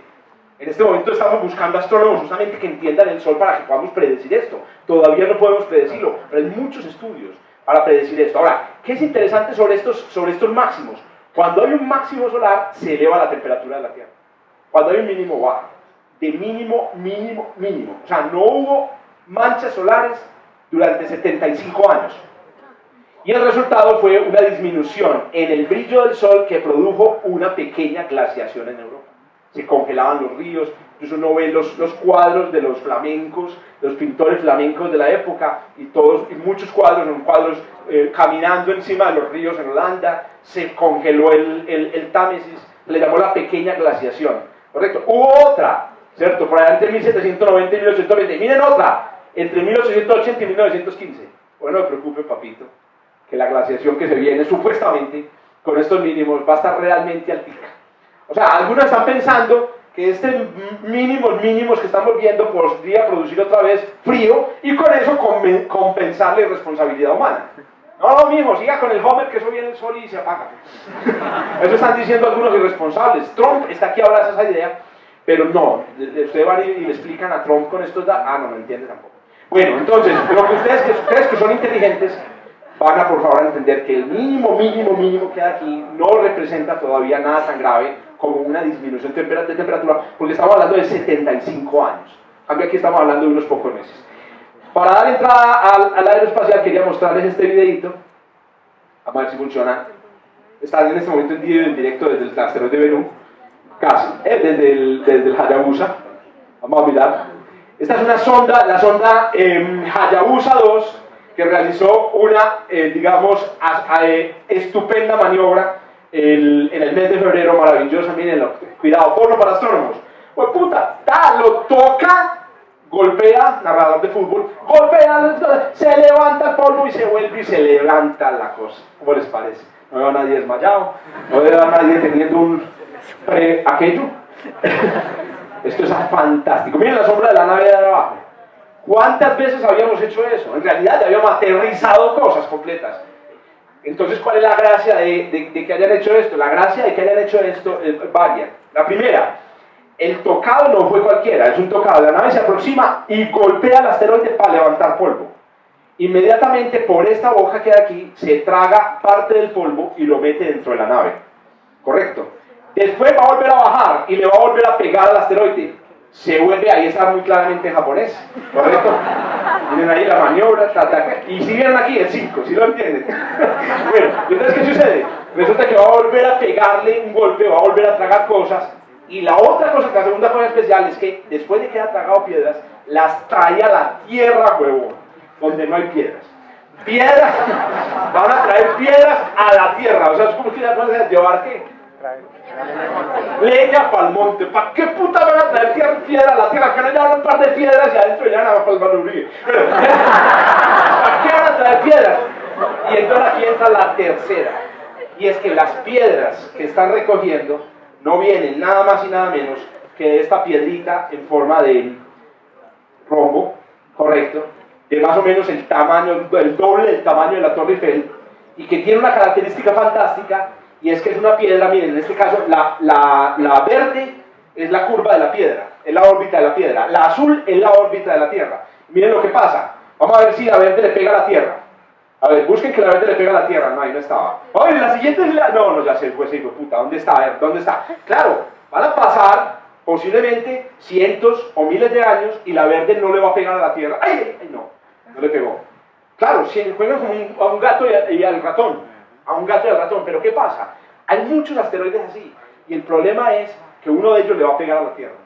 Entonces, el Ryugu pertenece a la familia de asteroides, que la llamamos las NEAs, que le pueden pegar a la Tierra, y resulta que entender esas NEAs nos va a permitir entender la amenaza más grave que tiene en este momento la humanidad en términos de, digamos, amenazas internacionales, iba a decir, no, extranjeras. Tampoco, no. Interplanetarias. Entonces lo que estamos viendo es bastante importante. No solo es porno para astrónomos, sino una cosa bastante importante. Muy bien, prográmese. No olviden, muchachos, segundo viernes de cada mes. Julián está por ahí, no. Confírmeme. Segundo viernes de cada mes. O sea que lo tenemos dentro de 2 viernes. Coloquio sobre los 50 años en la Luna. No, pero espérate. A ver, ahí lo van a cambiar. Dentro de 2 viernes es... Porque es el último. Ah, ya, va a haber el Jury Night. Entonces vamos a hacer una rumba aquí en el planetario, entonces no va a haber Colombia. Como así, el coloquio no es una rumba ñoña. Yo creo que va a todos ustedes ahí felices. Como les dije, ¡alce la mano, levante! Felices. Bueno, miren, una otra rumba con las cosas tradicionales. O sea, no vienen ñoños. Dentro de 2 meses, que no, por favor, vengan al Jury Night. Pero ojo, el segundo viernes de cada mes, durante este año, vamos a tener entonces el coloquio, digamos, dedicado a los 50 años del hombre en la luna. Muy bien, aeroespacial. Venga para acá, papá. Es el tema de la caminata espacial cancelada. La primera caminata de 2 mujeres en el espacio en la Estación Espacial Internacional. Entonces ha habido un sinfín de información alrededor. Pero contemos un poquito qué era lo que iban a hacer. Sí. O sea, tradicionalmente las caminatas que se han hecho cuando salen 2 astronautas han sido hombres o mixtas, pues digamos. Surprise. ¿Sabes? ¡Wow! ¿Qué te ibas a decir? ¡Wow! Entonces, el wow paridos. es que debido pues a que el mes de la historia de la mujer, el marzo y todo lo demás, la NASA le hizo mucha bulla al tema de que ellas 2 iban a salir. Lo que pasa es que la astronauta que iba a salir, una de ellas llegó a la estación hace poco, ¿cierto? En la última misión que salió hacia allá en la nave Soyuz. Y ella iba a acompañar a otra astronauta que ya estaba ahí, que es Anne McClain. Esta es Christina Koch, la que iba a hacer la última caminata en conjunto con Anne McClain, pero no se realizó. O sea, se canceló la caminata en el tema de que fueran 2 mujeres. Pues la caminata ya habían habido caminatas con astronautas mujeres. Sí. Pero era una mujer y un hombre que la cuidaba. Esa era la idea. Que no se vaya muy lejos. La idea era las pelotas. Vamos a hacer todos hijos de puta. Vamos a hacer con 2 mujeres. Sí, exacto. ¿Cierto? No vaya a creer puta, que es el mensaje patriarcal que se envía. No, hay que sacar hombre y mujer. Siempre hombre y mujer. Entonces, ¿qué pasó? Entonces esa fue la reacción natural, ¿cierto? Pero ¿cómo así? ¿Por qué se hizo esa cancelación? Pues era específicamente y era importante que se pudiera haber logrado que las 2 mujeres hubieran salido. Entonces hubo toda una cantidad de datos alrededor. Básicamente, como para dar un contexto a la noticia, se manejan 2 trajes espaciales en la estación, ¿cierto? Talla L y talla S. No, pues digo, o sea, sí es como un amarillito, como viejito, como asoleado. Sí. Pero no es así, sino que los nuevos también son amarillos asoleados. Sí, lo que pasa es que, bueno, entonces en este caso las astronautas iban a usar traje americano. Entonces hay un problema. Marquillera. Y es que el tema es que Venga, que es que el hambre y el desahogo mensual del exacto, ya un mes y que ya no como hablo. quiero explotar aquí, ya llevo callado. un rato. El rollo es que el traje tiene unos tamaños, ¿cierto? Viene como si fuéramos en la tienda pues a escogerlos en M, L y XL, y en la estación esos 3 tamaños hay 6 trajes, pero de esos 6, uno de cada talla es un backup del otro, ¿cierto? Y no tienen ningún aditamento conectado, es decir, ninguna parte del soporte de respiración, comunicaciones, control de temperatura. Están ahí es por si las moscas. Están ahí, ¿cierto? Entonces, ¿qué pasa? Que el traje, primero para poder hacer la misión en la estación, se hacen pruebas en tierra. Entonces, cualquiera de los astronautas que vaya a hacer la misión hace una simulación de la misión que hacen vimos en la piscina que tiene la NASA en Houston. Entonces ahí es donde hacen la simulación de la misión, y ahí es donde el astronauta o el astronauta dice, me medí estos trajes y el que mejor se acomoda a mi tamaño en esa condición fue este tamaño. Correcto. Bueno, ¿Me sirve el M? ¿me sirve el M o me sirve el L? Correcto. ¿Qué pasa? Que esas 3 tallas son solamente en el torso, pero en guantes, codos, aditamentos de la rodilla hay más de 20 tamaños diferentes. Entonces, la limitante es el torso, ¿cierto? ¿Qué pasa? Que cuando Anne McClain hizo la prueba de la misión en tierra, a ella le fue bien en mi talla a él. Ella dijo, este es el de la talla que me va a servir a mí. Pero hay que tener en cuenta, obviamente, que estás aquí sometido a unas condiciones de gravedad que no tienes en la estación. Entonces, ¿qué pasó? Ella ya había hecho una salida previa, a esta caminata, donde ella dijo, no, a mí el L no, como que aquí no me va a funcionar. Allá se hinchó en el espacio. Digo, O sea, no, o sea, es que acordate que ya en el espacio, pues por ese tema de la claro, gravedad, aumentan 5 centímetros, sí, dicen, pues digo, pero estaría o sea, el L no, ella dijo, el L no me funciona, es porque me queda más grande de lo que debería quedar. ya. Entonces, Claro. en la caminata que ella sí realizó, utilizó el M. Entonces ya de ahí la cosa venía enredada. ¿Por qué? Porque las dos tendrían que usar el M y el otro no estaba condicionado para ser usado. Ese cambio de talla fue en la estación, o sea, ya cuando estaban próximas a hacer la misión, pues no próximas, sino estaban haciendo las pruebas. Entonces, al ajustar un traje, a conectarle todo, Sácale ruedo. sáquenle el ruedo. Sí, exacto, cójale. Digamos que en términos científicos, cójale el ruedo es un trabajo de un día entero. No, claro, no, y además es Entonces, especializados. la cosa dicen, vea, no nos vamos a, pues primero es no correr riesgos, pues estas digamos como el tema oficial que dice la NASA, no vamos a correr riesgos con ninguna o ninguno de ustedes. Para nosotros, punto y llanamente, es preferible cambiar al astronauta que ponernos a arriesgar con el traje y ponernos a hacer cambios y que haya una fuga o algo por el estilo. Ya han ocurrido ciertos niveles de riesgo con las salidas en Con astronautas que no sí. son de la talla, ¿qué? Sí, pues no, inclusive con la talla, pues fugas pequeñas, o sea, más de 27, 28 incidentes han ocurrido, que pues uno no se da cuenta en las noticias todos los días, porque eso pues queda como cierto reserva de información. Entonces lo que decidieron fue cambiar la astronauta, entonces no salió Cristina, perdón, no salió McLean, sino que salió el que está con ellos.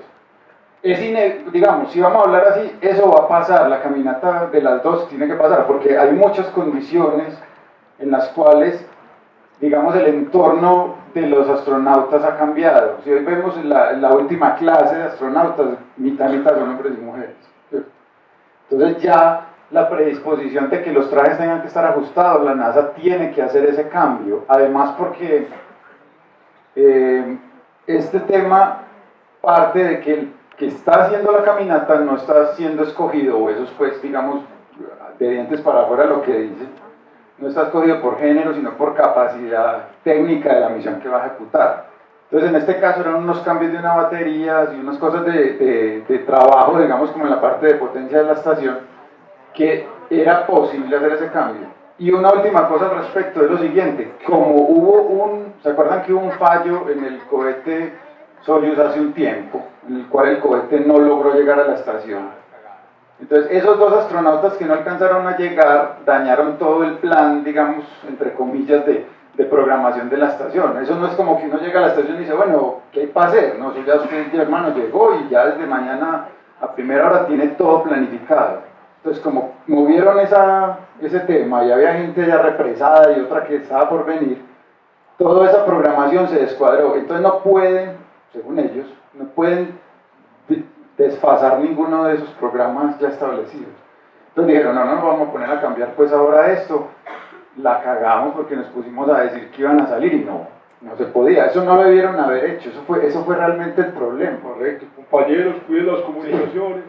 Bueno, entonces Cuiden las comunicaciones. Claro, es que es muy delicado. La embarraron, quedaron la embarraron. como aquello. ¿Qué?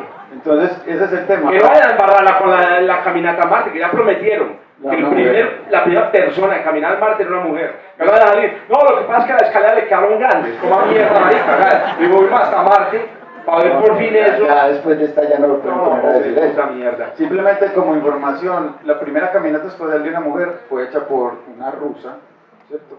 Las rusas, hermano. Que fue Svetlana en el 1984. Inclusive la Tereskova, creo que es Valentina Tereskova, Sí. es una activista de los derechos de la mujer. Sí, y tiene Súper todo el tesa. peso Correcto. para respaldar ese tema. Entonces, bueno, eso es un tema que se movió bastante, digamos, en redes y toda la indignación del mundo por ese otro tema. La otra noticia de este segmento es el tema de la prueba de la India, en la cual hicieron una destrucción de un satélite por medio de un choque, digamos, cinético, o en las siglas se llama un ASAT, que es como una prueba de misiles antisatélite. Esto es un tema que ha venido pues tomando bastante fuerza porque hace unos años eso ni siquiera se tocaba o se hablaba o la gente no tenía como información al respecto. Y es una situación bastante grave porque está haciendo que las naciones que tienen capacidad de poner elementos en el espacio tengan que pensar que mostrar el orgullo nacional es destruir algo en órbita porque el otro lo hizo, entonces yo quiero mostrar que yo soy también capaz.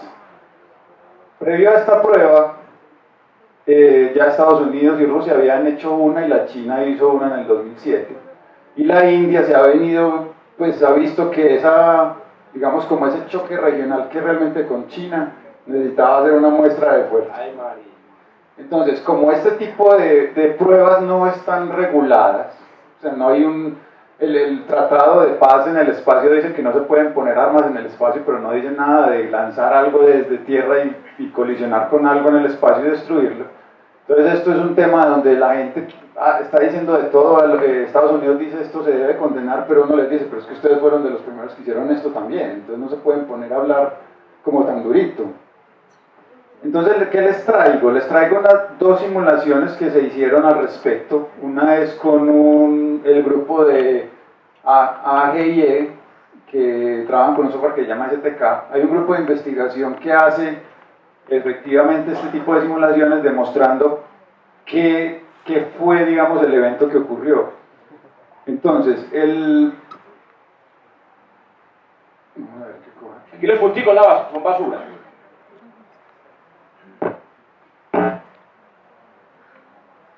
Yo les pongo esto,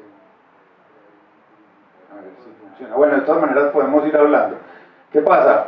Que este es la línea roja, es el misil que viene colisionando, el verde es el microsat R que viene en órbita, colisiona el misil con el satélite, el misil no tiene ningún explosivo, simplemente por energía cinética. Exacto. ¿Cierto? Pero es que la prueba de velocidad media es de 9.8 kilómetros por segundo, o sea, a esa velocidad la energía liberada es muy alta. Entonces, ¿qué estamos viendo en este momento? La India dice lo siguiente, vea, la prueba la hicimos en una órbita relativamente baja, a unos 290, 300 kilómetros de altura. ¿No hay que eso es para la estación? Eso es lo que están diciendo ellos, ¿cierto? La estación está más arriba, la idea era que el misil colisionara con el satélite desde arriba hacia abajo, para que los fragmentos volaran en su mayoría hacia abajo, eso es lo que dicen ellos. Y, ¿por qué lo hicieron? Si uno se mete ahí a la página del Ministerio de Relaciones Exteriores y de la India, dice, no, básicamente es porque hay que mostrar que uno tiene la capacidad espacial y nosotros vemos que los vecinos están haciendo eso y no hay nadie que nos diga que no. Y esta es la forma y hemos sido, entre comillas, muy responsables, pero es que esto es un tema bastante complejo porque hay algunas otras simulaciones donde se ve, esta por ejemplo es hecha en la Universidad de Southampton, donde es el mismo estilo de colisión, solo que esos fragmentos son los que son medibles, es decir, fragmentos que están por 10 centímetros de diámetro o más grandes, pero hay muchos más. En este momento se han detectado unos 270 fragmentos que están esperando en lista ser, pues poner el PLE, que es eso se llama como la placa de la basura. La placa de la basura. Pues que botaron la botella, la basura y tiene una placa. Eso, entonces la placa te da todos los datos de parámetros orbitales del residuo y con eso seguirlo. Entonces eso ha generado un poco de ruido porque por ejemplo la NASA está diciendo, pero entonces yo qué hago, pues, o sea, el otro tira la basura y me toca a mí seguir a esos fragmentos y empezarlos a catalogar.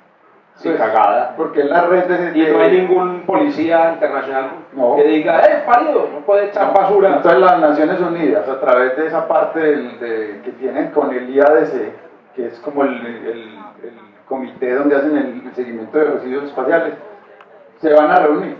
Pero entonces empieza todo el tema geopolítico, bueno, se reúnen y que usted hace unas recomendaciones, pero usted no puede generar una ley o una norma que diga no lo haga. Porque eso ya, digamos que se iría al Consejo de Seguridad de las Naciones Unidas y eso es otro tema que tocaría en ese aspecto.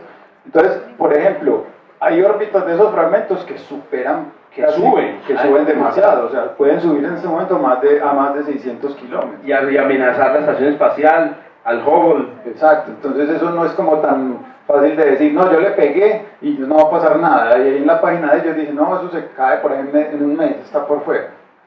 Pero haciendo unas proyecciones de los segmentos que están, de los fragmentos que están siendo monitoreados, se ve que hay fragmentos que están muy por encima de los 300 kilómetros de la colisión. Entonces es un tema Delicado. sí, uno no puede ser irresponsable, pues poner las cosas como, vea, yo le disparo a eso allá, yo mostré que tengo la capacidad de hacerlo y quién me va a decir que no, porque usted lo hizo o el otro lo hizo. Eso es una falta de conciencia, además porque la India tiene muchos clientes comerciales en sus satélites polares, perdón, en sus cohetes de órbita polar, pues porque es económico.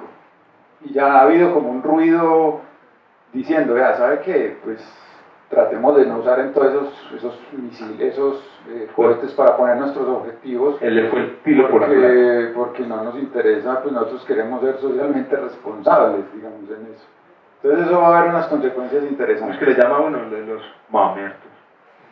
Bueno, Mamertos espaciales. y también con respecto A la basura. a la basura, esto que hay acá es un video cortico donde se ve esos puntos que se ven ahí quietos, Eso es basura. son fragmentos en órbita de transferencia geoestacionaria, es decir, es el fragmento que está luego de que el cohete sale a poner su carga, esa distancia que hay entre la superficie de la Tierra y la órbita geoestacionaria donde están los satélites de DirecTV y todos esos satélites de comunicaciones, esa órbita de transferencia es donde el cohete libera la carga y la pone en órbita geoestacionaria. En esa órbita, una parte de un cohete Atlas que había sido lanzado en el 2009, pues se partió. Entonces lo que está en el video lo que está quieto es lo que estamos viendo de los fragmentos. Pero lo que se ve en esas rayas son pues las estrellas que como pues estamos girando, entonces se ve como si se estuvieran moviendo como en unas líneas.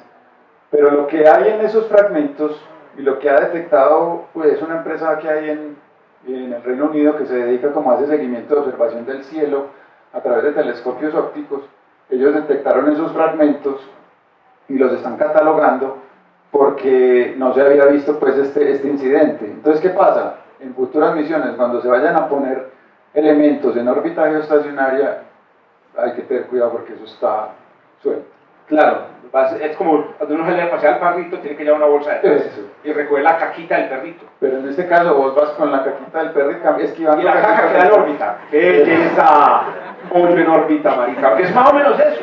Después no vamos a salir. Vamos a mandar a la gente a Marte y en el camino pues explota la nave. Investigación, no, es un tornillo que le dio un cohete. Puta malparido. Se mueren cuatro tripulantes, que es un poco el miedo. Pero digamos que toda la misión que vaya a haber en cualquier tripulada y ahora más con el tema de los nuevos cohetes y naves que están yendo a la estación, es un riesgo todavía mayor para esas misiones tripuladas. En fin, eso es un tema bastante espinoso, pero esto es una realidad, o sea, esto no es que estamos echando cuento aquí de que es posible, esto ya son monitoreos en tiempo real, observaciones, fotografías y videos de seguimiento de todas estas cosas. Fíjate que esta es una investigación muy bacana y de futuro, para que, y que se puedan hacer cosas teóricas y se puedan hacer cosas observacionales de pronto. Uno encuentra mucha información teórica porque realmente hacer el análisis de lo que es los fragmentos, su composición, cómo se controla, si vamos al resumen, es usar un computador y la cabeza, ¿cierto? Y con eso implementar cosas nuevas en diseño, disposición y demás elementos. Bueno, esto está hasta aquí la parte 1, puntos suspensivos, alcanzará la parte 2. 9:30 la parte 2. No, mentiras que no la voy. Entonces me dijo, bueno, pregunta por allí, hay una pregunta por allí. Sí. ¿Existe alguna investigación o algún equipo que estén utilizando o investigando para recolección de basura espacial? Ella pregunta si hay alguna investigación o algún, digamos, equipo de trabajo que esté como tratando de recoger esa basura, esos residuos. Exacto. Bueno, es una muy buena pregunta. En este momento hay una misión en la estación que fue desarrollada por la Universidad de Surrey en el Reino Unido y el Centro Espacial Surrey, porque la universidad tiene un centro espacial, donde lanzaron un satélite como con ciertos módulos, y esos módulos lo que están haciendo es tratando de ver cuál es la mejor forma de capturar residuos en el espacio. Entonces lo que los módulos tienen es como decir, yo suelto un blanco y voy a mirar en el espacio cómo lo capturo. Si uso una malla, si uso un arpón, si uso fuerza electromagnética, si utilizo una vela solar. Eso en este momento está en pruebas. Porque lo que teníamos antes era una idea teórica de cómo capturar las cosas, pero una cosa es aquí en tierra pensar que yo puedo capturar un objeto con una malla y otra es en el espacio volando a 8 o 9 kilómetros por segundo mirando cómo se captura. Eso en este momento ya por lo menos es una realidad que se están haciendo pruebas para poder lograr. Hay una amiga por ahí, no sé si está por aquí, que dice que hay que hacer cosas biodegradables para lanzarlo al espacio. Sí. No. O sea, en realidad es espacio degradables. ¿Dónde está Nati? Nati está por ahí. Este problema Se fue, pero está la familia que la representa. Oiga, no, sí, pero uno podría pensar en hacer objetos que se fueran degradando rápidamente como se hace plástico biodegradable. Un poquito más complicado. Pero tenés elementos que podrían degradar. Pues, digamos, en este problema, son bienvenidas todas las ideas que se puedan. Todas. Porque es que cualquier persona puede tener una idea que diga uno, ve, se puede utilizar esto, ¿por qué no? Al haber radiación, al haber baja temperatura, claro. al haber otras condiciones, pueden haber formas de que el objeto que está en el espacio tenga una vida útil y el mismo entorno lo destruya. Es como el problema ambiental de Medellín, fue puta. Solamente están pensando las soluciones que los ingenieros, que los científicos ambientales y que las autoridades piensan que pueden haber. Pero si le preguntan a un número mayor de personas, tal vez surjan ideas raras que nos ayuden. Yo tengo una idea, por ejemplo, y es, Medellín necesita geoingeniería. Es decir, hay que empezar a modificar la atmósfera artificialmente. Pero les aseguro que es el futuro. Y una de las maneras más sencillas de hacer geoingeniería en Medellín es haciendo llover. Es que hacer llover es muy sencillo. Bueno, ya voy a exagerar pues de que sea sencillo. Pero en muchos lugares del mundo se utiliza la siembra de nubes para hacer llover por razones agrícolas. La pregunta es, ¿qué le falta a la administración y a los científicos ambientales de Medellín para pensar en la posibilidad de hacer llover cuando se necesite? ¿Estudiarlo? No, falta simplemente atreverse a pensar en cosas fuera del molde.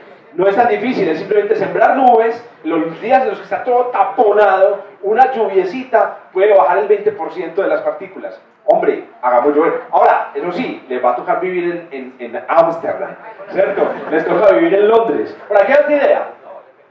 ¿Para qué? ¿Para la lluvia? Para la lluvia. Saquemos un telescopio. Esto es lluvia, marica. Creo que todo estaba pensado para hacerlo como en los llanos orientales. Exacto. Porque hay unas situaciones topográficas que hacen más difícil hacer llover en un valle.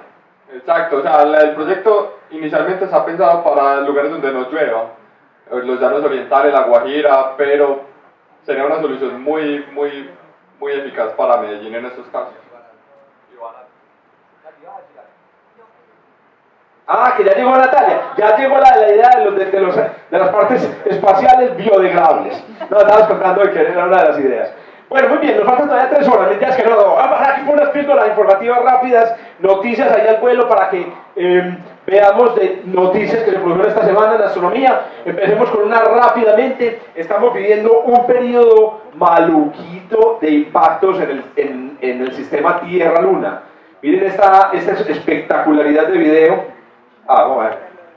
No, el audio. Emisión, el audio. ¿Una cosa? Espérate, el audio. Eso. Métele eso audio a ver. Eso, viene. Eso, ahí viene. Entonces miren, convierten en música impactos en la luna en los últimos 1.000 millones de años.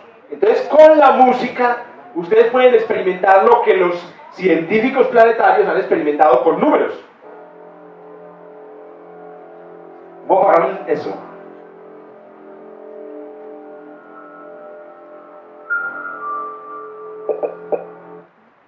Oh. ¿Qué pasó? No, porque estábamos hablando, no lo estamos cargando. No se descargó las pelotas y el que se hizo el otro. Ya te lo robaron. No presté el mío. Es que vos nunca lo conectaste. Que Juancho nunca lo conectó. Juancho, es que Juancho viene al colegio solo para conectarme el coso. Yo porque digo que él como sabe un poquito de cosas, entonces voy a invitarlo además para que hable. No, qué bueno, les voy contando simplemente la historia. Acá, ya, despertó. Bueno, es Mac, tú sabes. Si es Mac, la cosa despierta de una. Si fuera Windows, no, faltan 35 actualizaciones. Díganme si no, ahí está, eso. Vamos a mirar. Tuki. Este puta Mac funciona muy bien. Espérate. Vamos a ver, los capeo. Eso. No, espérate, yo lo reinicio. No, mentiras que no. No, lo reinicias para los de Windows. Bueno, ahora sí, sí. Eso. 1.000 millones de años en impactos. Con música. No pasa nada. Miren, pasan cientos de millones de años sin un impacto importante. Estamos hablando de impactos de objetos de más de 1 kilómetro.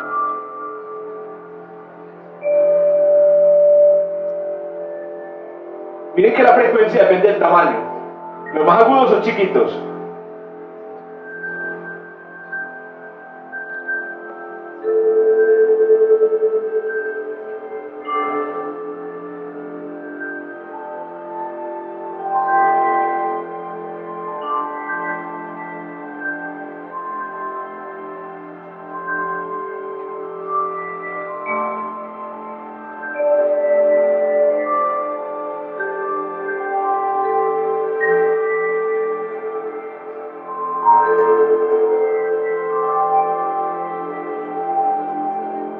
Concierto para la luna de asteroide en re bemol. Sí, entonces, no sé si notaron el cambio. Al principio los impactos son muy poco frecuentes, pero ya después más o menos de unos 290 millones de años, 300 millones de años, se empieza a poner la cosa un poquito acelerada. Entonces lo que pasó es que, claro, uno dice, pero eso debe ser porque, claro, los que son jóvenes es más fácil los impactos. Hubo un grupo de científicos que se dedicó a determinar la edad de los impactos con mucha precisión.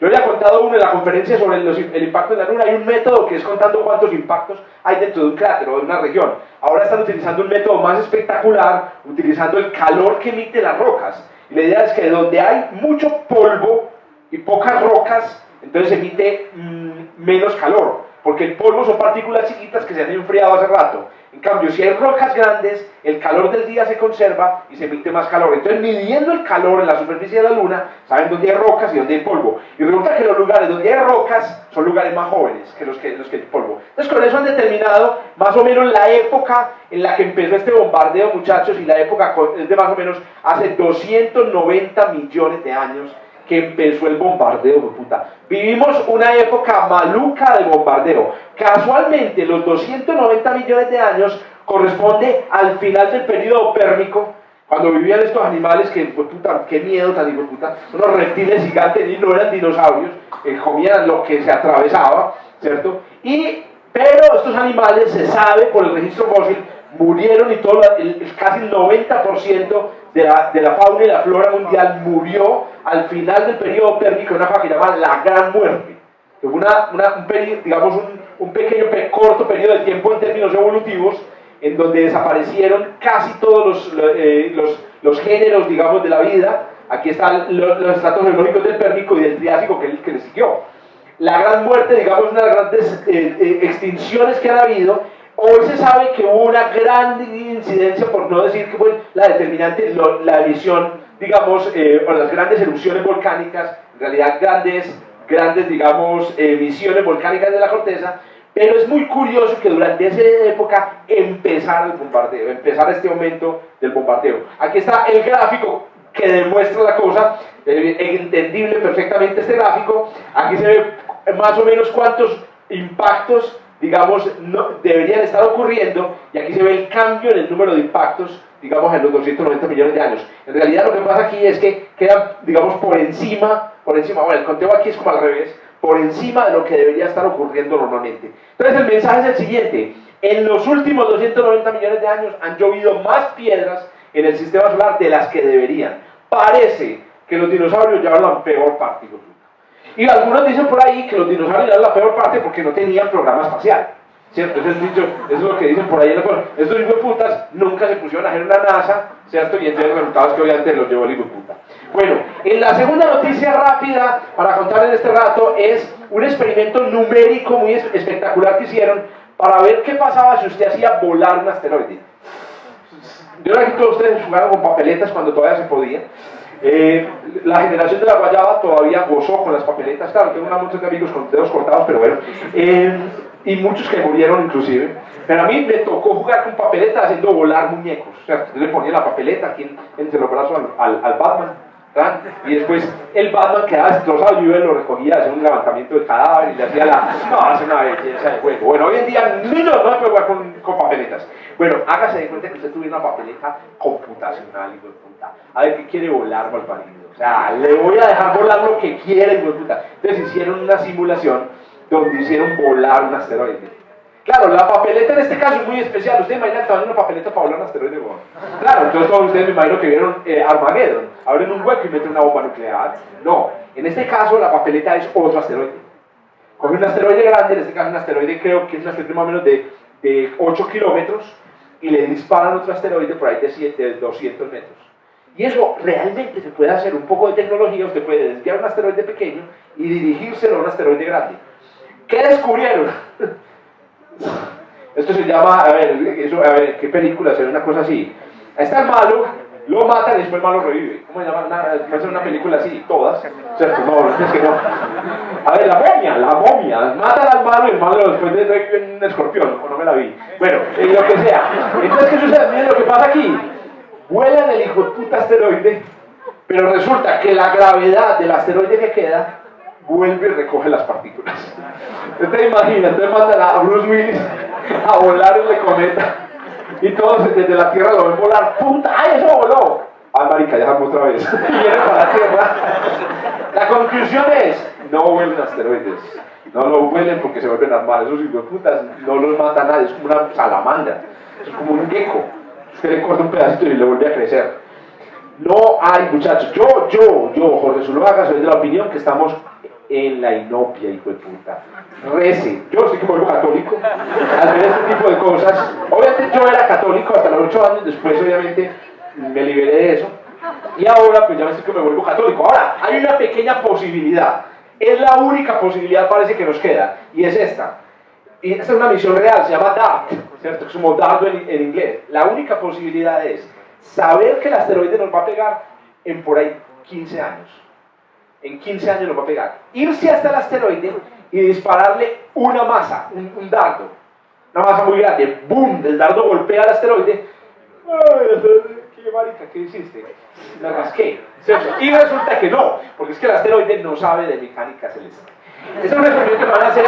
Es un asteroide que se llama Didymos, que tiene una pequeña luna que se llama, adivinen, Didymoon, ¿cierto?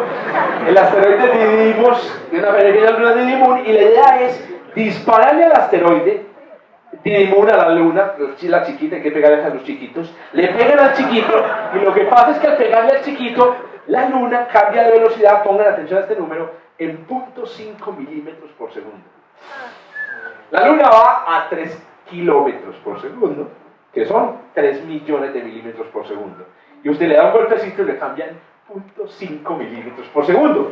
Claro, pero ¿qué pasa? La astronomía es de paciencia. Resulta que la Luna modifica un poco su órbita, un poquitico, como son un sistema, en realidad todo el sistema modifica su órbita alrededor del Sol, y si usted espera aproximadamente, pues póngale, usted espera 15 vueltas alrededor del Sol, la Luna y el asteroide van a quedar, después de 15 años, en una posición distinta de la que debieron haber estado. ¿Por cuánto? Por 3.000 kilómetros. 0.5 milímetros en 15 años se amplifican a 3.000 kilómetros y usted puede hacer que el asteroide los pase rozando. Es más, todos van a reunir Planetaria de Medellín para observar el fin del mundo fallido. Cogen telescopios y empieza a salir por allá. Y lo que se ve es la Estación Espacial Internacional. Ah, no, esa no es. Déjenla pasar. Espectacular estación espacial. Cuando entra el hijo de puta. Y todo el mundo, aquí están los cristianos rezando, hay unos suicidándose más allá. Y aquí están los ñoños esperando a que haya el fin del mundo. ¿No? Y hijo de puta, se ve esa cosa brillar y cuando de repente se ve perderse otra vez. Le cayó a los rusos. Eso es lo que va a pasar, muchachos. Vea, por esta cruz bendita, que ya me volví católico, por esta cruz bendita, es lo único que podemos hacer, mover el asteroide. Malas noticias, tenemos que ver el asteroide 15 años antes. Cierto, el problema es que nosotros estamos descubriendo el asteroide en promedio que nos van a pegar más o menos con 3 horas de anticipación. Entonces, no hay mucho que hacer en realidad. Oiga, ese es el tamaño de los asteroides que vamos a mover. O sea, estamos hablando de mover unas piedras interesantes. Ahora, la piedra que movió, que mató a los dinosaurios, tenía el tamaño del Valle de la Urra. Es más, con misiones espaciales no hubieran podido hacer sino de pronto llevarse unos consognatos para Marte. Nada más, porque realmente también se hubieran extinguido sus grupos. Bueno, y la última noticia, noticia interesante, fue el descubrimiento de unos eventos, de unas llamaradas solares en la antigüedad, que ahí sí ponen a temblar hasta el astrónomo más ateo. Resulta que cogieron un núcleo, no sé si ustedes han hablado de lo que llaman núcleos de hielo, se van para la Antártida, meten un tubo, puta, ese tubo baja por ahí 200 metros, después sacan el tubo y sacan unas barras de hielo espectaculares y las meten a un congelador, y después van y le sacan el aire al hielo, derriten partes del hielo, y el aire que sale de ahí es aire que quedó atrapado en la nieve hace miles de años o hace cientos de años. Pues estuvieron analizando el aire de hace cientos de años y descubrieron momentos en la historia de la humanidad en los cuales la cantidad de carbono 14 que se produjo en la atmósfera tuvo un picos súper elevados. Esos picos indican que hubo mucha radiación de alta energía pegando en la atmósfera, que solamente puede llegar del Sol. Las épocas, para que ustedes más o menos hagan cuentas, más o menos 100 años después de la fundación de Roma. Estaban los primeros romanos peleando si eran república o si eran un rey, ¿cierto? Cuando de repente una llamarada solar de proporciones bíblicas, no, la Biblia todavía no se ha escrito, entonces hay una llamarada de proporciones, no, de cualquier cosa, ¿cierto? El libro de los muertos egipcios, ¿cierto? Y resulta que estos ni se dieron cuenta, Roma naciente. La otra, la invasión de los musulmanes, llegaron y dejaron hasta con el nido de la perra, en la península ibérica, en el sur, llegaron los moros, fundaron las ciudades más espectaculares, trajeron la ciencia, mataron un montón de españoles afortunadamente, ¿cierto? Y quedaron establecidos los moros en España. Lamentablemente, en el siglo XV, creo, 1400, 1500, lo sacaron. Si no lo hubieran sacado, no hubiéramos tenido catolicismo, afortunadamente, aquí en Colombia, sino el islamismo. ¿Se imaginan? Colombia es musulmán. Álvaro Uribe musulmán. El Centro Democrático, no, Álvaro Uribe es una hueva al lado de Paloma Valencia. Paloma Valencia musulmán, huevón. Bueno, muy bien. ¿Qué sucede? Están estos grupos matando puros ibéricos, explosión solar de proporciones bíblicas, ahí sí, 700, y estos grupos ni se enteran. Y después, los vikingos, viajando de piedrita en piedrita, pues puta, cuando llega una piedra muy grande, dicen que esta huevonada, no sé, pero aquí hay muchos lobos, no, establezcámonos, lo sacan los indios de allá y se devuelven, no se dieron cuenta de sus putas que habían llegado a América, y un día que estaban camino otra vez a Dinamarca, explota una llamarada solar en la hipoputa, y los hipoputas no se dan cuenta, van en el marco sin que se den cuenta. Hagan cuentas, 660, 775, eso más o menos, bueno, como 1100 años, después 200 años después, y se produjo esta. Y estas son las que hemos logrado detectar. Básicamente el mensaje que se está mandando aquí es las super llamaradas solares, que se producen con una frecuencia histórica no muy pequeña. ¿Cuál es el problema? El problema es que todos esos personajes que ustedes ven en estos dibujos no tenían WhatsApp. Si no, la invasión mora hubiera sido hasta Dinamarca, weón, con WhatsApp. No pasa que estamos bravos, coge por otro lado. Entonces, los pireneados, métete atrás por Francia, ¿cierto? Con WhatsApp. El problema es que nosotros hoy en día es a punta de WhatsApp que nos encontramos. Yo hoy en día no concibo encontrarme con una persona sin conectarme con el WhatsApp. Ya llegaste, mandame la posición en el Waze, puta, que no te he visto, ¿cierto? El problema es que hoy dependemos de una manera increíble de la tecnología, en especial tecnología electrónica. Cuando se produzca una llamarada de estas cosas que no sentían absolutamente nada, podrían acabar, digamos, fácilmente con la civilización como la conocemos. Las comunicaciones, muchachos, los bancos, internet.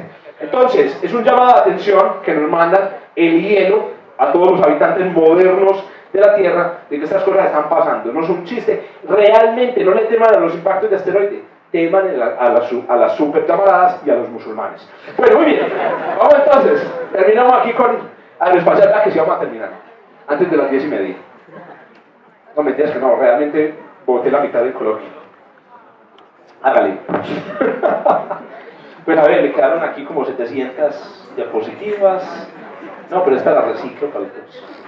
Bueno. Que estaban hablando de eso. Se tienen las condiciones en estos momentos para generar dispositivos o para enviar misiones que de alguna manera sean biodegradables. Es decir, se cuenta con esa tecnología, eso podría darse, existe la posibilidad, o que simplemente se destruya estando ya en un momento completo de la misión. Pues a ver, en este momento la única parte que se ha tenido en cuenta para el tema de residuos de control es o evitar que se produzcan por planeación de misión o hacer pruebas de captura y entrada en tierra. El tema de los materiales es un tema muy interesante porque tradicionalmente nunca se ha tocado ese tema debido a que prima, o es más importante, que esa misión que se va a poner en el espacio sobreviva al lanzamiento con el cohete, que es el estrés más grande que puede recibir un satélite montado en la parte superior de un cohete. Entonces lo que los diseñadores e ingenieros hacen es garantizar que sobreviva la nave cuando despega. Pero ya la situación está llegando a un punto donde esa aproximación por el lado de ingeniería de materiales es totalmente viable y necesaria. O sea, algo que cumpla las dos funciones, que sobreviva al lanzamiento, que pueda ponerse en órbita, pero que también durante su misión y posterior a la misión se pueda, digamos, como destruir o degradar. Eso realmente en este momento no se ha tocado. Pues no hay algo en ese momento práctico. Habrán algunos papers que se pueden haber escrito o se están tratando de escribir al respecto, pero realmente no hay como algo en ese tema. Marte o la luna. Bueno, esto es un tema que salió mucho ahora por el cuento de los discursos políticos, ¿cierto? Hace poco se tocó el tema de volver a la luna, que si ustedes hacen memoria, yo creo que desde que se dejó de ir a la luna, todo presidente en Estados Unidos promete que va a ir a la luna otra vez. Entonces, ¿qué pasa? Ahorita hubo una conferencia, un discurso donde inclusive el vicepresidente Mike Pence pues dijo que es que ya la carrera espacial era una realidad y que las cosas son más graves que cuando se realizó el tema en los años 60, pero el que dirige la NASA dijo, no, pero es que eso ya pasó, pues, nosotros llegamos primero y ahorita hay otra cosa diferente. Entonces realmente, luego de analizar algunas cosas de ese discurso, pues uno llega a la misma conclusión de siempre. Pues es un tema político porque los recursos que hay para lograr ese objetivo son los mismos y han venido bajando. Vos pusiste esta gráfica en donde vemos el presupuesto de la NASA desde que comenzó prácticamente su vida útil. Y este pico que vemos, pues es perfectamente claro que está en los años del proyecto Apolo. Pues vamos desde antes del proyecto Apolo, ¿cierto? Mercury, Gemini, Apolo, llegar a la Luna, ganamos, apaguemos el switch y llegamos tratando de consolarnos con otras cosas. No, qué pena, hermano. Y ahí viene en bajada, y esta es la agencia que más presupuesto tiene. Inclusive es un tema interesante para conectar rápidamente la otra parte de la presentación, y es el tema de la misión a la estación a través de la nave de SpaceX, ¿cierto? Ahora, si ustedes ven las noticias realmente aeroespaciales y de vanguardia, están a cargo de privados. Todos privados, sí. ¿Cierto? Entonces, que se pudo hacer la reutilización del cohete, que se pudo llegar. Esta misión es importante para los Estados Unidos porque ya está garantizando que no van a depender de Rusia para llevar astronautas, que es algo que también lo ponen a pensar. Entonces, Rusia, ¿qué está haciendo? Porque si en este momento ya no depende Estados Unidos de Rusia, vos no ves ninguna otra noticia relevante. Rusia en este momento se está volviendo a gran escala o en noticias grandes simplemente un portador de un cohete y ponga lo que quiera encima. Entonces la Agencia Espacial Europea utiliza los cohetes rusos para poner ciertos satélites en órbita y los lanza desde perdió la capacidad de tomar la iniciativa. Sí, porque ya es proveedor nomás. Sí, esa platica de la NASA les entraba derecho, pues, por poner los astronautas en órbita. Pero nada mejor para la creatividad que la pobreza, te lo digo por experiencia. Entonces, ¿qué sucede? Apenas tu puta, dejen de recibir la platica, van a decir, ¿sabes qué? Nos va a tocar volver a la luna, nos va a tocar ir a Marte.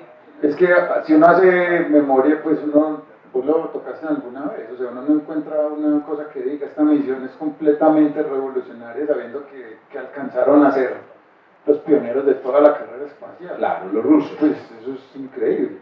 Entonces, con esta misión, simplemente para terminar, porque pues esta misión es importante porque se ve, vimos lo que inicialmente cuando se llegaban las misiones a la estación no podíamos ver antes, es decir, transmisión en vivo, explicación de qué era lo que estaba pasando.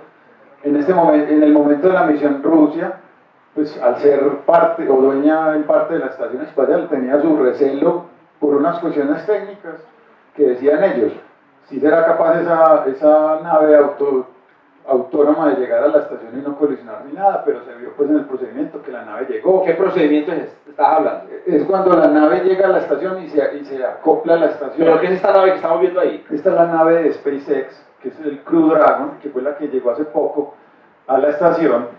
Entonces lo que hacen es que llega la nave, anteriormente cuando llegaba una nave de carga, lo que hacía el brazo robótico de la estación es que la nave hace como lo que se conoce pues el rendezvous, que es llegar a la estación, y el brazo robótico la coge y la pone en el dock y sacan las cosas de la nave. Pero con las naves tripuladas, la nave tiene que llegar hasta el dock, o sea, tiene que llegar hasta la puerta de entrada. ¿Qué hace solo? Pero entonces el procedimiento inicial es que la nave tiene que entrar como en una especie de pausa, quedarse a unos metros de distancia del dock y controlar la distancia. Entonces después la vuelven a aproximar otros 10 metros, así sucesivamente. Eso era lo que tenían inicialmente los rusos, una duda, que la nave fuera capaz, pero la nave lo logró. Y la nave tenía unos tripulantes muy particulares, que eran estos, o sea, esto ya es cuando el astronauta, McLean, entró a la nave, entonces tenían dos tripulantes. Peluches, peluches. Era un peluche sexual más bien, una cosa bien interesante, hombre, una muñeca, un muñeco. El peluche de la Tierra era lo que SpaceX le puso una cosa toda técnica, es que el sensor de ingravidez. Es decir, verlo flotar en la nave estaba mostrando que ahí no había gravedad.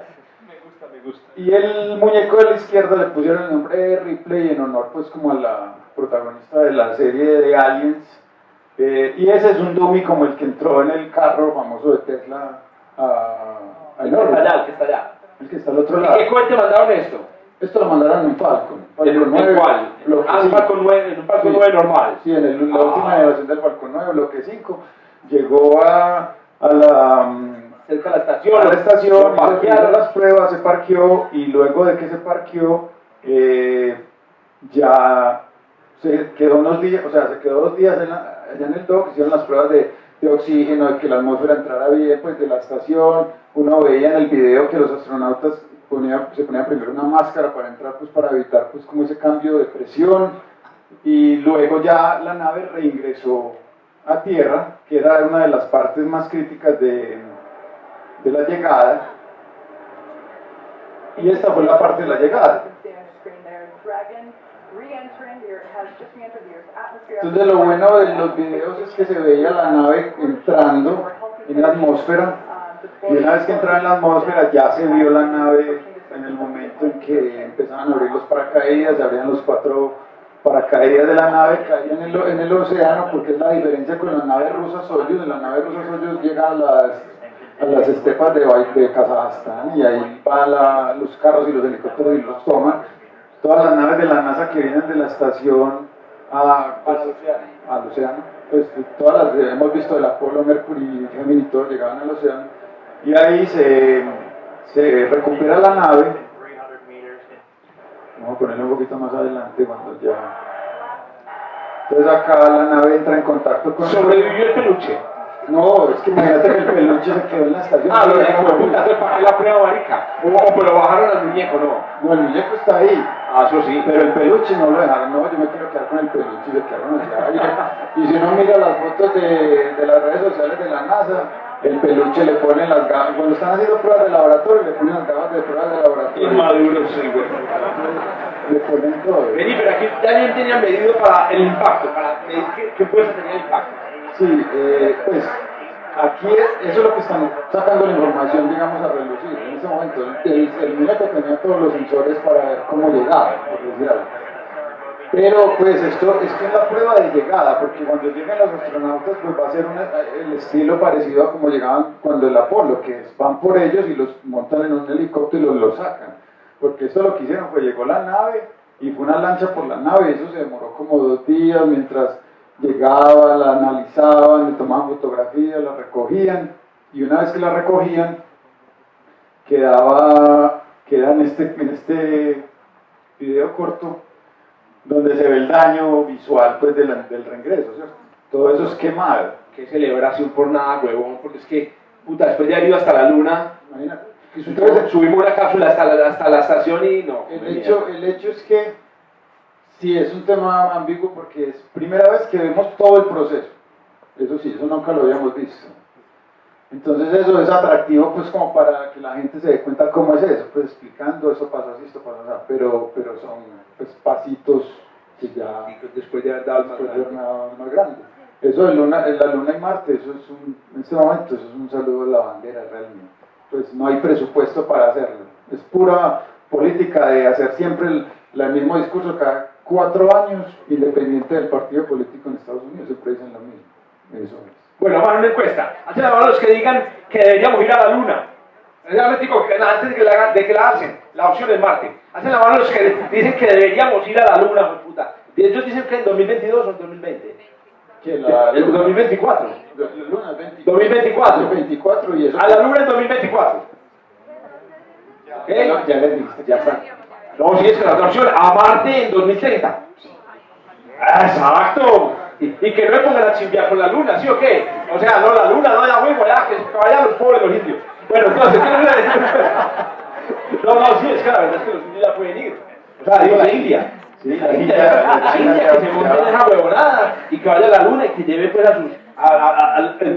un representante de cada casta y ya lo baja ya. Y el hecho es que están diciendo, no, pero esperen que de pronto el presupuesto de la NASA va a aumentar, pero ellos no van a aumentar el total del presupuesto.